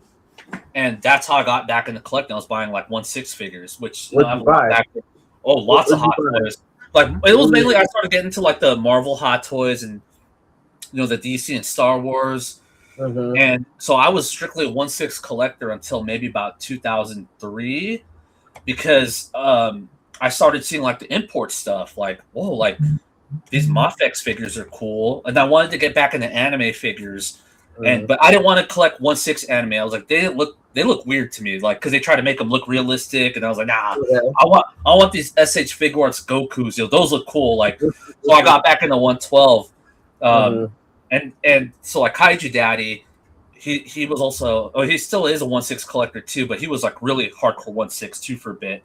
Yeah. We were in a lot of the same Facebook groups, like different 1/6 groups and different group chats. And I don't know how it came up, but I started talking about like, oh, I want to get this new Goku, and there was it was the legendary Super Saiyan Goku, the one that came out where he has like the battle damage and I got that one. And the SH Figuarts Spider-Man 2099 from the Into the Spider-Verse movie. I saw those, so I was like, damn, I want those. And I was just mentioning in the chat, and he started talking about how, I'm making a new Facebook group, and don't tell my wife. I know you're in it too. So so he made that group, and I started posting in there, and that's after a couple months, he like asked me if I wanted to jump on live streams with him, and that's how I started doing that. And from here on out, I started slowly I still buy some 1/6 stuff here and there, but not nearly as much because I'm back more into 112 again. Just there's so many good figures now. So many. Yeah, oh yeah. Like I guess what's my origin story? So I stopped watching cartoons for like a while, and then my freshman year of college, actually, I got on. Well, not got on, but my friend was talking to me about he's like my dorm, my roommate in my dorm, and he used to watch like a lot of anime. So he said his favorite anime was Fist of the North Star. Oh. So then, he talked about that all the time, and then I talked about One Piece, and we just started just reeling off talking about shows. So like a lot of the time. Actually, my freshman year of high school is when I discovered One Piece again. And I was like, yo, this is the show I was watching on Saturday morning cartoons when I was like 10 that they snatched off TV. So I started episode 1, and I just binged. I watched my whole freshman year, I watched all One Piece. Like, it took me like damn near my whole freshman semester of college to get through One Piece. Like, the only thing I watched. And I think they were all like maybe like 700-800 episodes at that point, something like that. Yeah. So then I came back and I wasn't collecting figures at that point. Like I came back home and everything, and I was like really into anime. I didn't watch like cartoons like that as much anymore, but was just heavy anime. I was not on Crunchyroll, but this is when like they had all those sketchy ass websites that you're probably giving yourself viruses watching. Oh yeah, yep.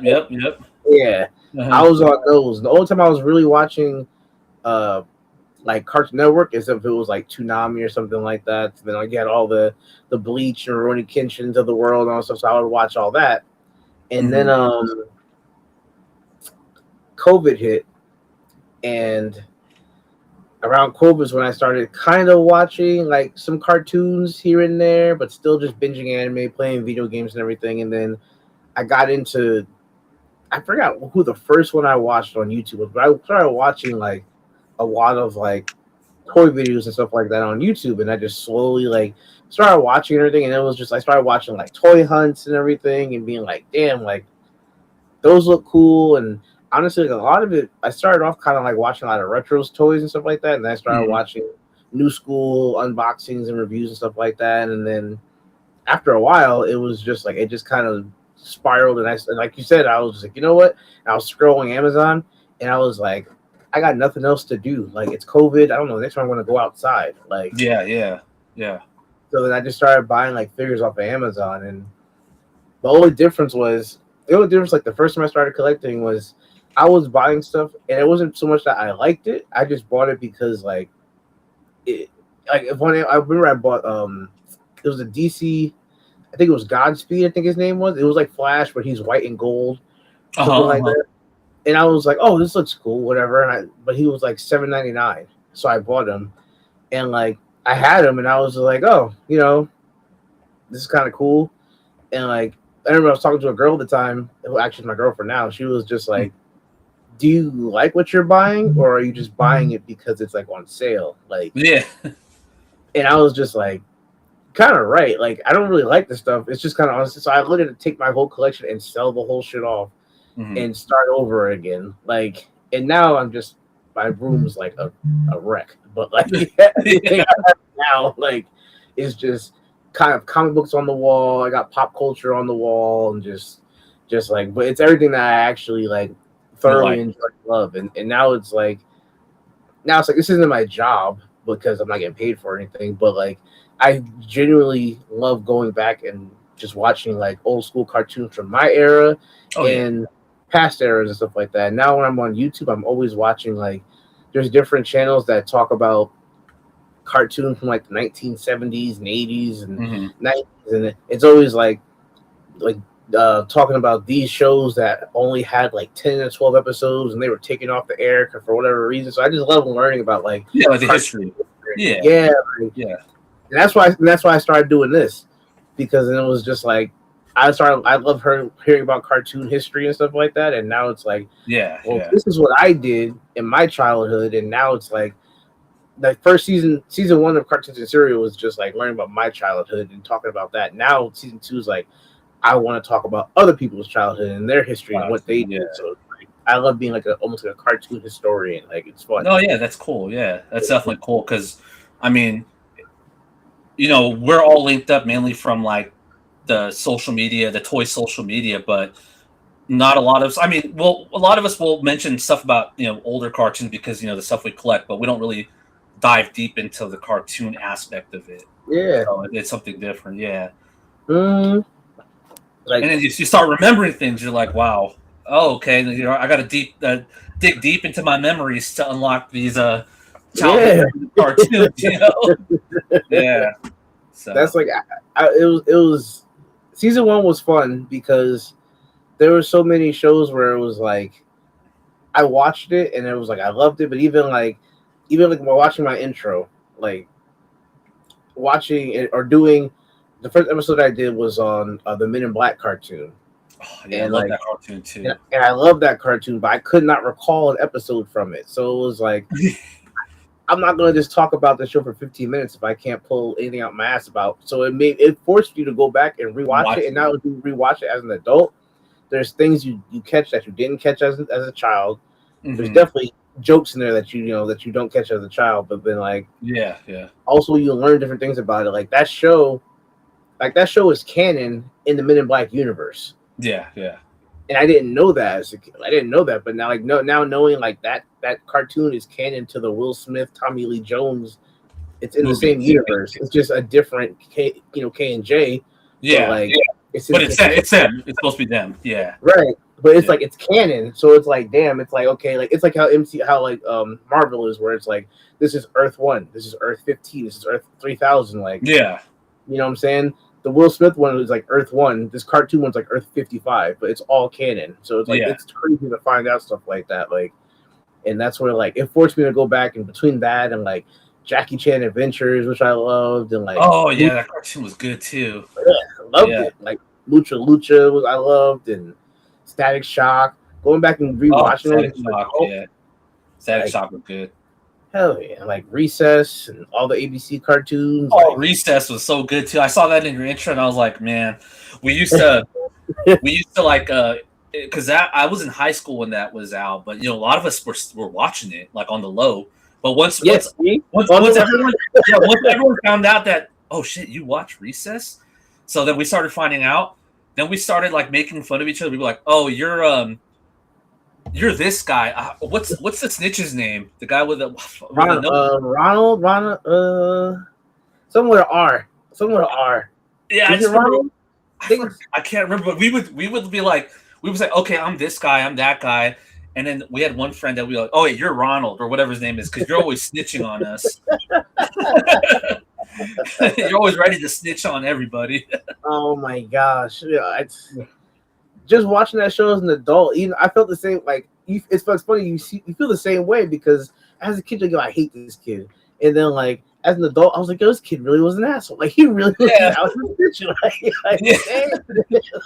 Like for no reason. No reason. Yeah, like just hating. Yeah. You had TJ Detweiler, that was my guy. Like, he was the main guy. Yep, I remember him. Yep. Yeah. And it was fun because, like, you know, I sat here and I went like, now I could be like, now I can say I guess I was a nerd, because I went like full nerd and I would kind of dress up as these characters. Like, if you ever watched the episode that I do on Recess, like, and you look at you think about TJ Detweiler's outfit, like he has the white T-shirt with the green jacket and the red hat. And I was wearing that in the cartoons episode that I did, so it was just like, it's pretty fun dressing up like them and doing like little things that just kind of like, you know, an ode to the show. It's just fun, but like it really forces you to go back and like just go back and enjoy it. And now with Tubi, like you have Tubi. I was about to say that, so I never used to watch it or stream it, you know, but someone was like, hey, they have like this cartoon on Tubi, so I was like, all right, I'm gonna download it. This was literally maybe like a month ago. Yeah, just recent. So I downloaded Tubi and I was like, oh shit, all the Masters of the Universe cartoons are on there. All the Transformers, like every generation of Transformers is on there. Ninja Turtles. I'm like, holy crap. I was like, nobody talks about this. Like, they have everything. Yes. It's free. It's free. That's the best part. Like, there's no like, the only thing I wish you could do on Tubi is download, so you could watch it offline. That's the only thing I wish you could do. But other than that, I was like, yo, this junk is free, and I can sit here and watch like all these childhood cartoons, and I don't have to pay like $10.99 a month. Like, bro, this is amazing. Because I always thought Tubi, because you know, they got the memes of Tubi. Like you see all those memes, and they're always making fun of how it's like the low budget movies of this. I mean, it's definitely on there. It's like Tyler Perry movies. That's all you think about with Tubi. That's why I never downloaded. Like, oh, I don't like this. This seems whack, whatever. But once someone told me like, dude, there's cartoons on there, I was like, oh, okay, I'm gonna download it. So I was using it for cartoon and cereal, because there was Men in Black is on there, and that's where I started. I was like, okay, I'm watching this. Okay. Yeah, that's on there. Jackie Chan is on there. But there's another website called Watch Cartoons Online. I think it's watchcartoonsonline.tv or something like that. It's got like every cartoon ever from A to Z. Nice. So that's why I started watching Recess, and I watched Lucha and everything on there, and like that was fun too. But like I remember actually my girlfriend hit me up and she sent me that post when Tubi was getting like hundreds of cartoons, and like she loves like Ed, Edd n Eddy. She loves Courage the Cowardly Dog, stuff like that. So as soon as that started, she downloaded Tubi and she started at like Ed, Edd n Eddy episode 1, and she put it on and she just lets it play. She's like, I'm just watching it. Like, this is it. Like, this is my. She like, this is my day. Like, I'm not. I have off today. I have one day a week. I'm watching Ed, Edd n Eddy. Like, that's what she would do. Like, she would wake up to it. She go to sleep to it. Like, she's like, I get the ability to just watch all the cartoons I watched as a child for free on this one app, just sitting there. Like, yeah. And I think the funnest thing for me now is like going to explore like all these things. Now people tell me like, oh, you didn't watch like G.I. Joe, go back and watch G.I. Joe. You didn't watch He-Man, go back and watch He-Man. You didn't watch people tell me like they give me recommendations. So, and I was gonna ask you before like when we wrap this up, like, what is something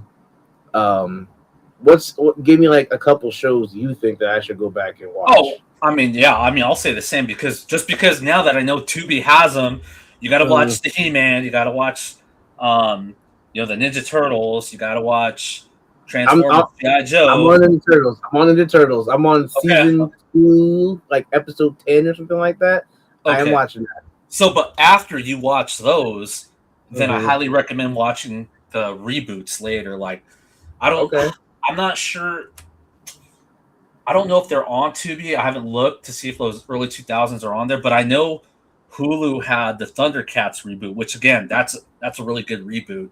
But I mean, if not, I'm sure there's a site or something that has them. But I would highly recommend watching those OG 80s cartoons and then watching the reboots in the 2000s just to see that difference and and see which one you like more. And I mean, there's good and bad things from the old and the new, but like a lot of people, because there's always that stigma that reboots aren't as good as the originals. There's always people that especially a lot of older people. I mean, even people my age, they'll be like, OG's all the way. The classics. Nothing. But for me, like, I actually like a lot more of the reboots more than the originals. As looking back as an adult, of course, the older classics will be part of my childhood, but when you're watching it as an adult, you'll see that those reboots actually have a good storyline. So that's why I would recommend doing a watch through of OGs and then a watch through of the reboots. Okay. I watched there was it Revelations, that He-Man Revelations? Oh yeah. That one on Netflix. Yeah, that one I was 50-50 on just because it mostly followed Tila. Yeah, and I didn't have a problem with the direction of the story. My problem was so it was apparently supposed to be a straight continuation of the OG cartoon, which you can kind of see it, but at the same time, it's like, well, this doesn't story-wise, it kind of doesn't fit because the OG cartoon was so goofy, and a lot of the episodes, like in the OG, and this was with a lot of older 80s cartoons, they didn't really have a story. It seemed like every episode was like a self-contained story. Like they usually wouldn't like bring up stuff from another. I mean, it did happen, but a lot of it was like self-contained. Whereas once you get to like the 90s and 2000s on, it was an actual story story. Yeah, exactly. So, and that's what Revelations did. It was an actual story, and you're thinking like, how does this even fit? Like it's two different tones, and and I think Kevin Smith had mentioned he wasn't really a He-Man fan, and I was like, so, like I don't know, there was some drama where he said he loved Master of the Universe, and then later on after the show came out, he like admitted he never really watched it as a kid. So it's like, it's kind of, how can you do it if you don't have the passion of like? It's like you sold it initially before it came out. You sold it as a passion project. But then after it came out, you were saying that you didn't really like, or you didn't care about, or it wasn't your thing. So I was kind of like, okay, what are you doing here? But I mean, I thought it was. I liked the second one more than the first because there was like the 2 seasons. I think I like the second one more, but it wasn't bad. I mean, it was we were getting new He-Man stuff, so I was just appreciating that fact that we're getting something new. Yeah. Okay. I've seen the OG one as far as like I've seen some clips of it, It's and goofy. I'm just like, I'm like, man, so like I don't mind that it's goofy. I feel like just like the animation is gonna be like rough for me to go back. Oh And try to yeah, watch, yeah, but because you know, they it was like on such a budget that they reused so much animation. You yeah. know, it's like He-Man punches the same in every episode. You know, like it's the same animation. But I think you'll like the 2000 series, the 2000 they call it 2000X because it was like Yeah. 2002 to 2003. That one was a really good one, and they had good comic tie-ins too. Like I think it was Image that did the comic tie-ins at the time. I can't remember fully, but they were really good comics too. Okay. Is I'm always trying to, like I said, I wish my one thing is I really wish that it was like Tubi. I could just download stuff because I would always be watching stuff if that were the case. But like, Yeah. I'm gonna have to figure out a way to just start binging stuff because that's fun to me. Like going back and watching all this stuff. And that's why I brought up Collector Express. I'm not trying to like keep dragging it on, but I brought up Collector Express earlier, and it was just like I watched a video on that, and it was all these cartoons that it was like damn near like 24/7, and it was just playing. And it was like all these cartoons that weren't like super mainstream, but it was cool to learn about them. Like, there was a cartoon I always see it on countdowns, but it was actually kind of weird. But it was like a kid that he turned into a car when he got like hot water on him or something like that, and then he had to get like cold water poured on him to turn back into a human, and like it was weird. That sounds like another version of Ranma. The hot and cold water transformations.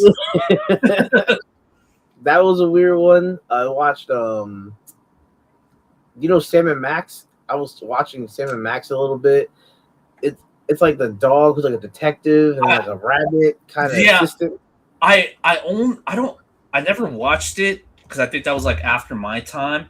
But I remember seeing or something like that. Yeah, I remember there was like video games for them, right? Like didn't like a video game come out like not too long ago? I believe so. Yeah, I figure boss fight too or something like that. Okay, yeah. I know like who you're talking about though. Yeah. So I tried that, and actually that wasn't bad. And then Cadillacs and Dinosaurs I was trying, and that was a good one. Yeah. I remember playing the arcade back in the day. They had like one of those like side scroller like beat 'em up arcades.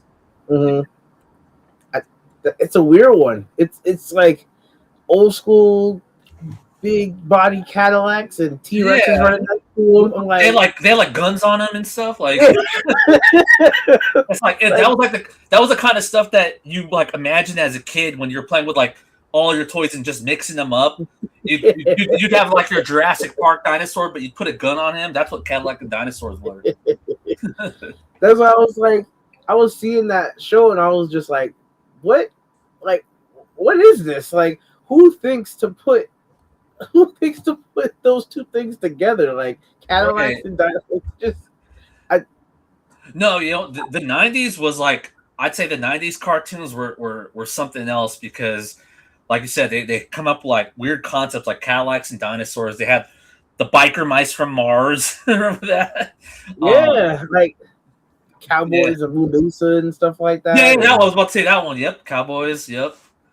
Yeah, I watched the first episode of Cops and Crooks. I watched the first episode of that.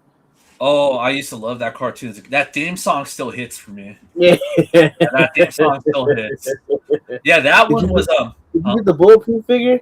No, but you know what? I need to pick it. I was watching your Blade review and I saw you compared the Sawtooth Blade and Bulletproof. I need to get him though because good. Yeah, because what I like about him, even though like I know he's like a half cyborg, half human. For a figure, if you cover him up with a trench coat, because I like to do a lot of figure photography. He could stand in as like a citizen too, or like a detective, for Batman or something, So I need to pick him up actually. True.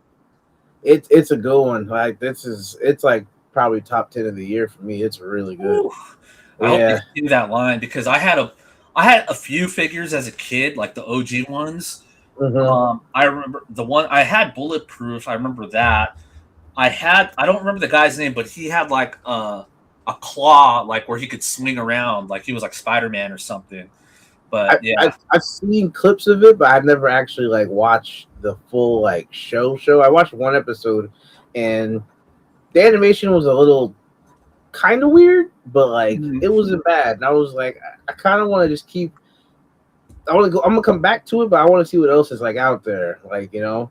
Yeah, you know what? I actually just learned about that show not too long ago. So apparently, it's canon in the G.I. Joe universe because one of the characters on Cops, he's like Beachhead's son or grandson. Like he has the same. It's Beachhead's real name. Yeah, but they never mention it really. But like I guess the creators came out later and said, yeah, it's actually canon in G.I. Joe's world because that's Beachhead's like grandson or something. Yeah, I just learned this like I think earlier this year. See, I'm gonna look that up. Like, I'm gonna look that up. I'm trying to think like whatever. Like I don't show off my whole room because my whole room is like I literally have like stuff covering my walls. Yeah, no, I'd love to show you mine, but it's still kind of under construction. You can see a bunch of boxes back there. So one day I will do like a collection tour once I'm, here's a problem as a collector, space, right? Space money, of course, but when you need to get like new display cabinets or whatnot, you put it off because you're like, damn, I got so many pre-orders coming. I'll buy that display later, I'll buy those new shelves later. So keep on pushing it out. So once I finally get everything done, I think I'll do like a collection tour or something. I'm trying to decide what I want to do because I have like pretty much everything behind me is like all modern stuff, and then I have a bookcase full of like vintage. And that's like everything in the vintage is like kind of represents part of childhood, so everything is over there. And that bookcase is done, but then I have on my opposite wall is covered with like pop culture, comic books, and then I have a lot of vintage on card figures up on the wall. So I have like the vintage Mighty Ducks line. Okay. I have some Men in Black. I picked up. I'm starting Small Soldiers now. That's an expensive ass line to collect. That line is it? Oh my gosh, that line is rough. Like the old school ones. Yeah. Okay. Yeah. It is rough. Like yeah, I can't do vintage figures, man. Like I mean, even though like, so I don't even have like my childhood toys anymore because growing up, of course your parents think like, well, he's too old for toys, so they would just send them all. They would send them to like my cousins because I still have a lot of family in the Philippines. Like they would send them to all my younger cousins, even though I was like still collecting them. Right. Beast Wars. So Beast Wars was one of them. So that's funny we were talking about that because I think Beast Wars was the last line of figures I was getting before I got into that cool high school phase. So my grandma had thought like my cousin and I, like these are old, like. They don't need these anymore, so she sent them all back to the Philippines. And I was like, "Yo, where's all my Beast Wars toys?" They were gone, like all of them. And I was like, and I think that's also kind of what like, well, I'm not buying toys anymore. Anyways, like I'm going to 7th grade. I'm too cool for them now, or whatever. Yeah. So I remember Beast Wars was like that last line of figures from my childhood. But yeah, all my stuff is gone. So. I'd love to get to vintage stuff because like the stuff I used to buy, but man, it's such a rabbit hole. Yeah. I feel like I wish I had like 2 rooms. That's what I wish.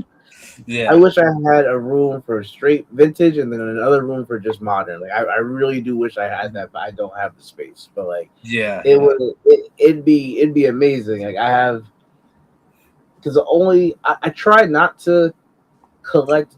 As far as my modern, I'm not a completionist. Like I don't need every single figure of a line. The only thing I'm close with on that modern wise is the Jada Toys Street Fighter. That's the only thing. because like everything I got all those except I need E Honda, and then I gotta get T Hawk when he comes out, and then I'm done with that. But like everything else modern, I'm not a completionist. I can pick and choose whatever I like. I don't like this. I'm not getting it, whatever. But like something about vintage, like something about the card back, and just the art style. It was just different. Like having a package from a 90s toy, or even like a 80s, just having like the card art was just what draws me in a lot of times. Yeah, it's like way better than what you get now. Way better. Yeah. Like you just get like a generic picture or something like that, and it's just like, here you go. Like the figure's great, but it's like card art is just like I could chuck it, so it's whatever. Yeah. But like all these vintage figures and stuff like that, the card art on it is so good that the figure itself is cool, something that I collected, and it just draws me in every time. I'm just like, and like the bigger stuff from back then, like it was usually like either play sets or like vehicles. They used to come with like those inserts that would be like a catalog for all their different figure lines. So it was cool. You get all this stuff in it. You know, it's like you get to see like all of Kenner's like figures like in like a booklet. You know, or you get like the comics. You know, stuff like that. So yeah, I mean, like you said, the figures nowadays are like, I mean, the engineering today, you know, it's amazing, incredible. But like packaging and artwork, it's very minimal. Yeah, like I love SH Figure Arts. I love the figures, but like their boxes are just like, okay, it's you know, clear name. There you go. Yeah. Like figures great, cool. I'll keep whatever box. I can toss it, but like so you toss your boxes. Oh yeah, me too. People hate me. People hate me. People are starting to hate me now too, because I used to. It wasn't until I think maybe about last year or the year before I wasn't throwing boxes, but then it's actually Kaiju Daddy. You know, he was like, "You keep your boxes," and I was like, "Yeah, like you just put in the closet or storage." And he's like, I just toss them," and I was like, "Even like your Hot Toys boxes?" And he's like, "Yeah." Because like like all those accessories, I would keep in the box, just put the box away, and I was like, well, you know what? It's getting to this, like, no joke. Like I had boxes and boxes, like covering the walls, just all around this room, and I was like, dude, this is like turning into a hoarder situation. Like you know what? I'm just gonna start throwing my box away. So I just flipped the switch and like, you know what? Let me open this. I just ripped the box right away. Like, well, there's no coming back from it. So then after that, so I just started tossing boxes, and it was like out of sight, out of mind. You're like, I don't care. Like, I got like now I have like for like store some stuff for like accessories and these. Yeah, that's it. Yeah, that's it. Yeah, and then you could just stack those. So much less space too. Oh yeah, and I mean, I don't really sell figures. And I mean, not that I haven't. Of course, I mentioned how I sold them off. When I got out collecting. But like Abi, Figure Fight Club, I sold him a couple of some Hot Toys because I wanted the newer versions, like the 2.0s that were coming out. And I sold him for dirt cheap. No box, nothing. He was cool with it. And I, it's not that. So I don't look at these as an investment. Like I'm collecting because I want it. And if I'm going to sell it, like I don't care about making my money back or more. I mean, it would be nice, but I'm mainly selling it just to make room for something else. And hey, whatever I make off of it, put towards the new one. So that's it. Yeah, so I like people like, man, you throw away your boxes. I'm like, dude, like, do you collect the figures or do you collect the boxes? That's what I asked. The boxes is like art. I'm like, you put art on a wall. Like, I do have some posters up there too that you can't see, but my art goes on the wall. Like, That's what like. Yeah, these boxes got to go. Like, I mean, once the boxes start taking over your collection room, it's a problem. It's a huge problem. And I don't want to pay storage just for boxes. That's money that you're taking away from what you could put towards your collection. Yeah. Yep. The only things I'm trying to think of, the only boxes that I really have. I got one because I actually just opened this not too long ago.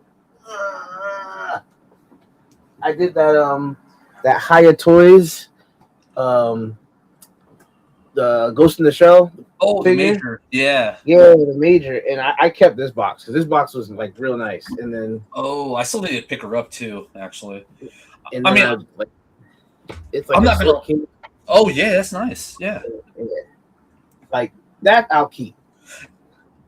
Yeah, I mean, I'm not gonna lie too. I mean, I do still have some boxes here and there. Most of them are gone though. So, for example, if I haven't really opened it yet, it's in the box still, of course. Yeah, But yeah, like my Mezco boxes, I still have just because I haven't figured. Dude, there's so many accessories with those Mezcos, man, and like the stands are huge. Like yeah.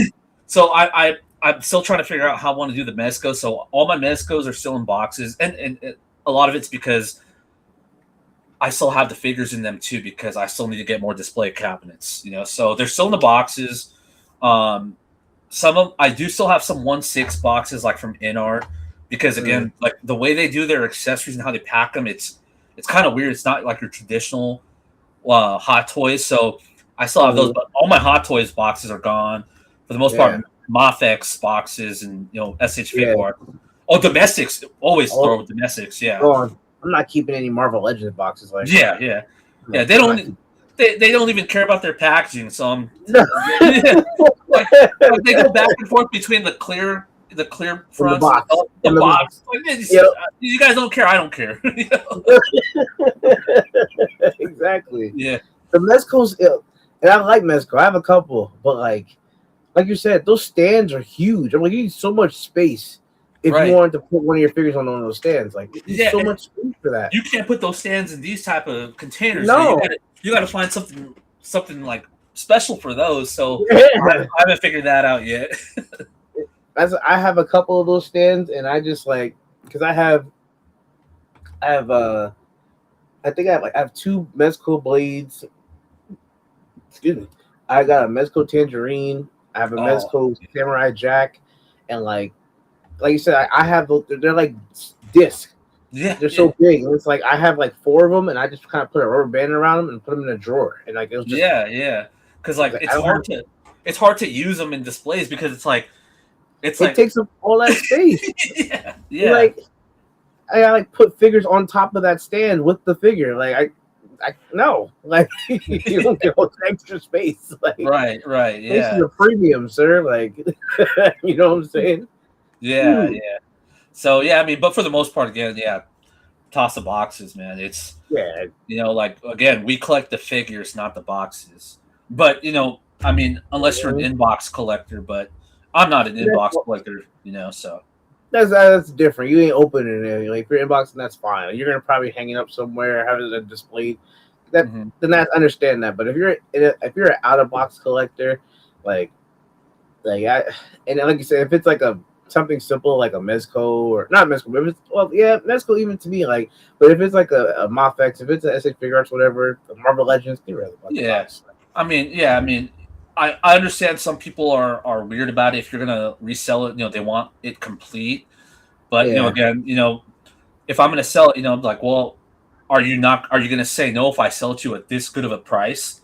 I have all the accessories. Then of course, they might make them think twice. But for the most part, there's a market for both loose and unboxed figures. So I mean, it's not like you don't really gain much from the box for the most part. And like those old school play sets, like the art on those boxes were amazing. Like like the Castle Grayskull boxes with like the kids on the box and they're playing with the Grayskull and there's all the colors and everything. Those are like that's art piece. Like that I dig. Like that's why I can see when people are like, oh, it's an original sealed Castle Grayskull. It's mint on the box is mint, blah blah. And it's like, okay, it's $2,000-$3,000 and it's from 1985. Like that I completely get. Like that looks incredible. Like the artwork on those boxes they put into playsets and stuff back in the day was spectacular. You ain't getting that now. Like no, not at all.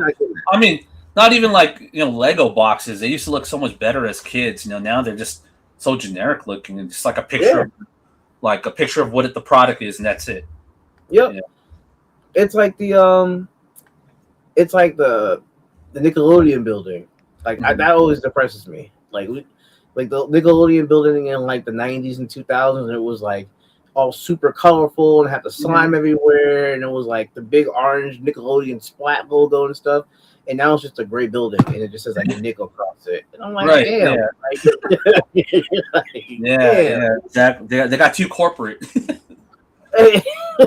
like like McDonald's and their freaking plate, like they get when they have the play places, and it's just McDonald's is just a gray building now. It's like, Oh yeah. Oh, even like their Happy Meal toys. It's like, man, you guys should have seen the Happy Meal toys we were getting as kids, man. Like they were like you wanted them. Now it's like, yeah. like, what the hell is this? It's like a baby toy. Yeah, we used to get like you can get like a little small transformer or something like that with your McDonald's, like an actual toy. Now it's it's like I don't know. Like it's, yeah, I hear you, man. All right, man. We've been going for 2 hours. I know we could probably. Yeah, we could probably do a part 2 and 3 another time. I'm sure this won't be the last time you're on the channel. I'll tell you that now. We'll definitely invite her back. I appreciate you coming on, man.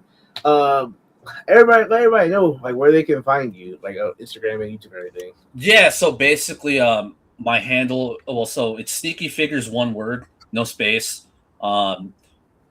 Instagram is where you'll mainly find me. I mainly do, photography, and that's what actually keeps my collecting going. Is I didn't even get into photography until like maybe a couple years ago, but that's what actually is making my interest in collecting going, because it's almost like you're playing with your toys, but you're doing it because you're trying to create a scene, create a story. Yeah. So I'm mainly doing that. So you can find me on Instagram. YouTube, I always say I'm going to start something up, but I've been lagging. But eventually, you'll probably start seeing me more on YouTube on my own channel. But also check out Kaiju Daddy Japan. We do streams usually on Sundays, Wednesdays with KJ, the Masshole Show, and TGIF tomorrow on Fridays. Doing like a morning show as well. So, and you'll like Joe said, you'll probably see me here on often, and sometimes I'm on 3POA or. Maybe KJ shows. It's wherever I'm asked to. Figure Fight Club. See, those guys. He's a week, man. Yeah. I will be on Talib's show on Saturday. So Saturday, Talib 1980 collects. He does a show. It's actually it's a movie show. So he's been doing like these tournaments with like different movies. So check it out. Like Figure Fight Club will be on it too, and a couple of the other guys. I think the theme for this Saturday is best remakes for movies, and it's tournament style. We let the chat decide and vote. So that's cool. That's dope. I like that. Yeah, I might have to check out one of those live streams. Oh, but yeah, I'm not sure when you're posting this, so that will be this Saturday, the 23rd. I'll be on. So okay, this is going to drop Saturday morning. Okay, so tonight, guys, tonight.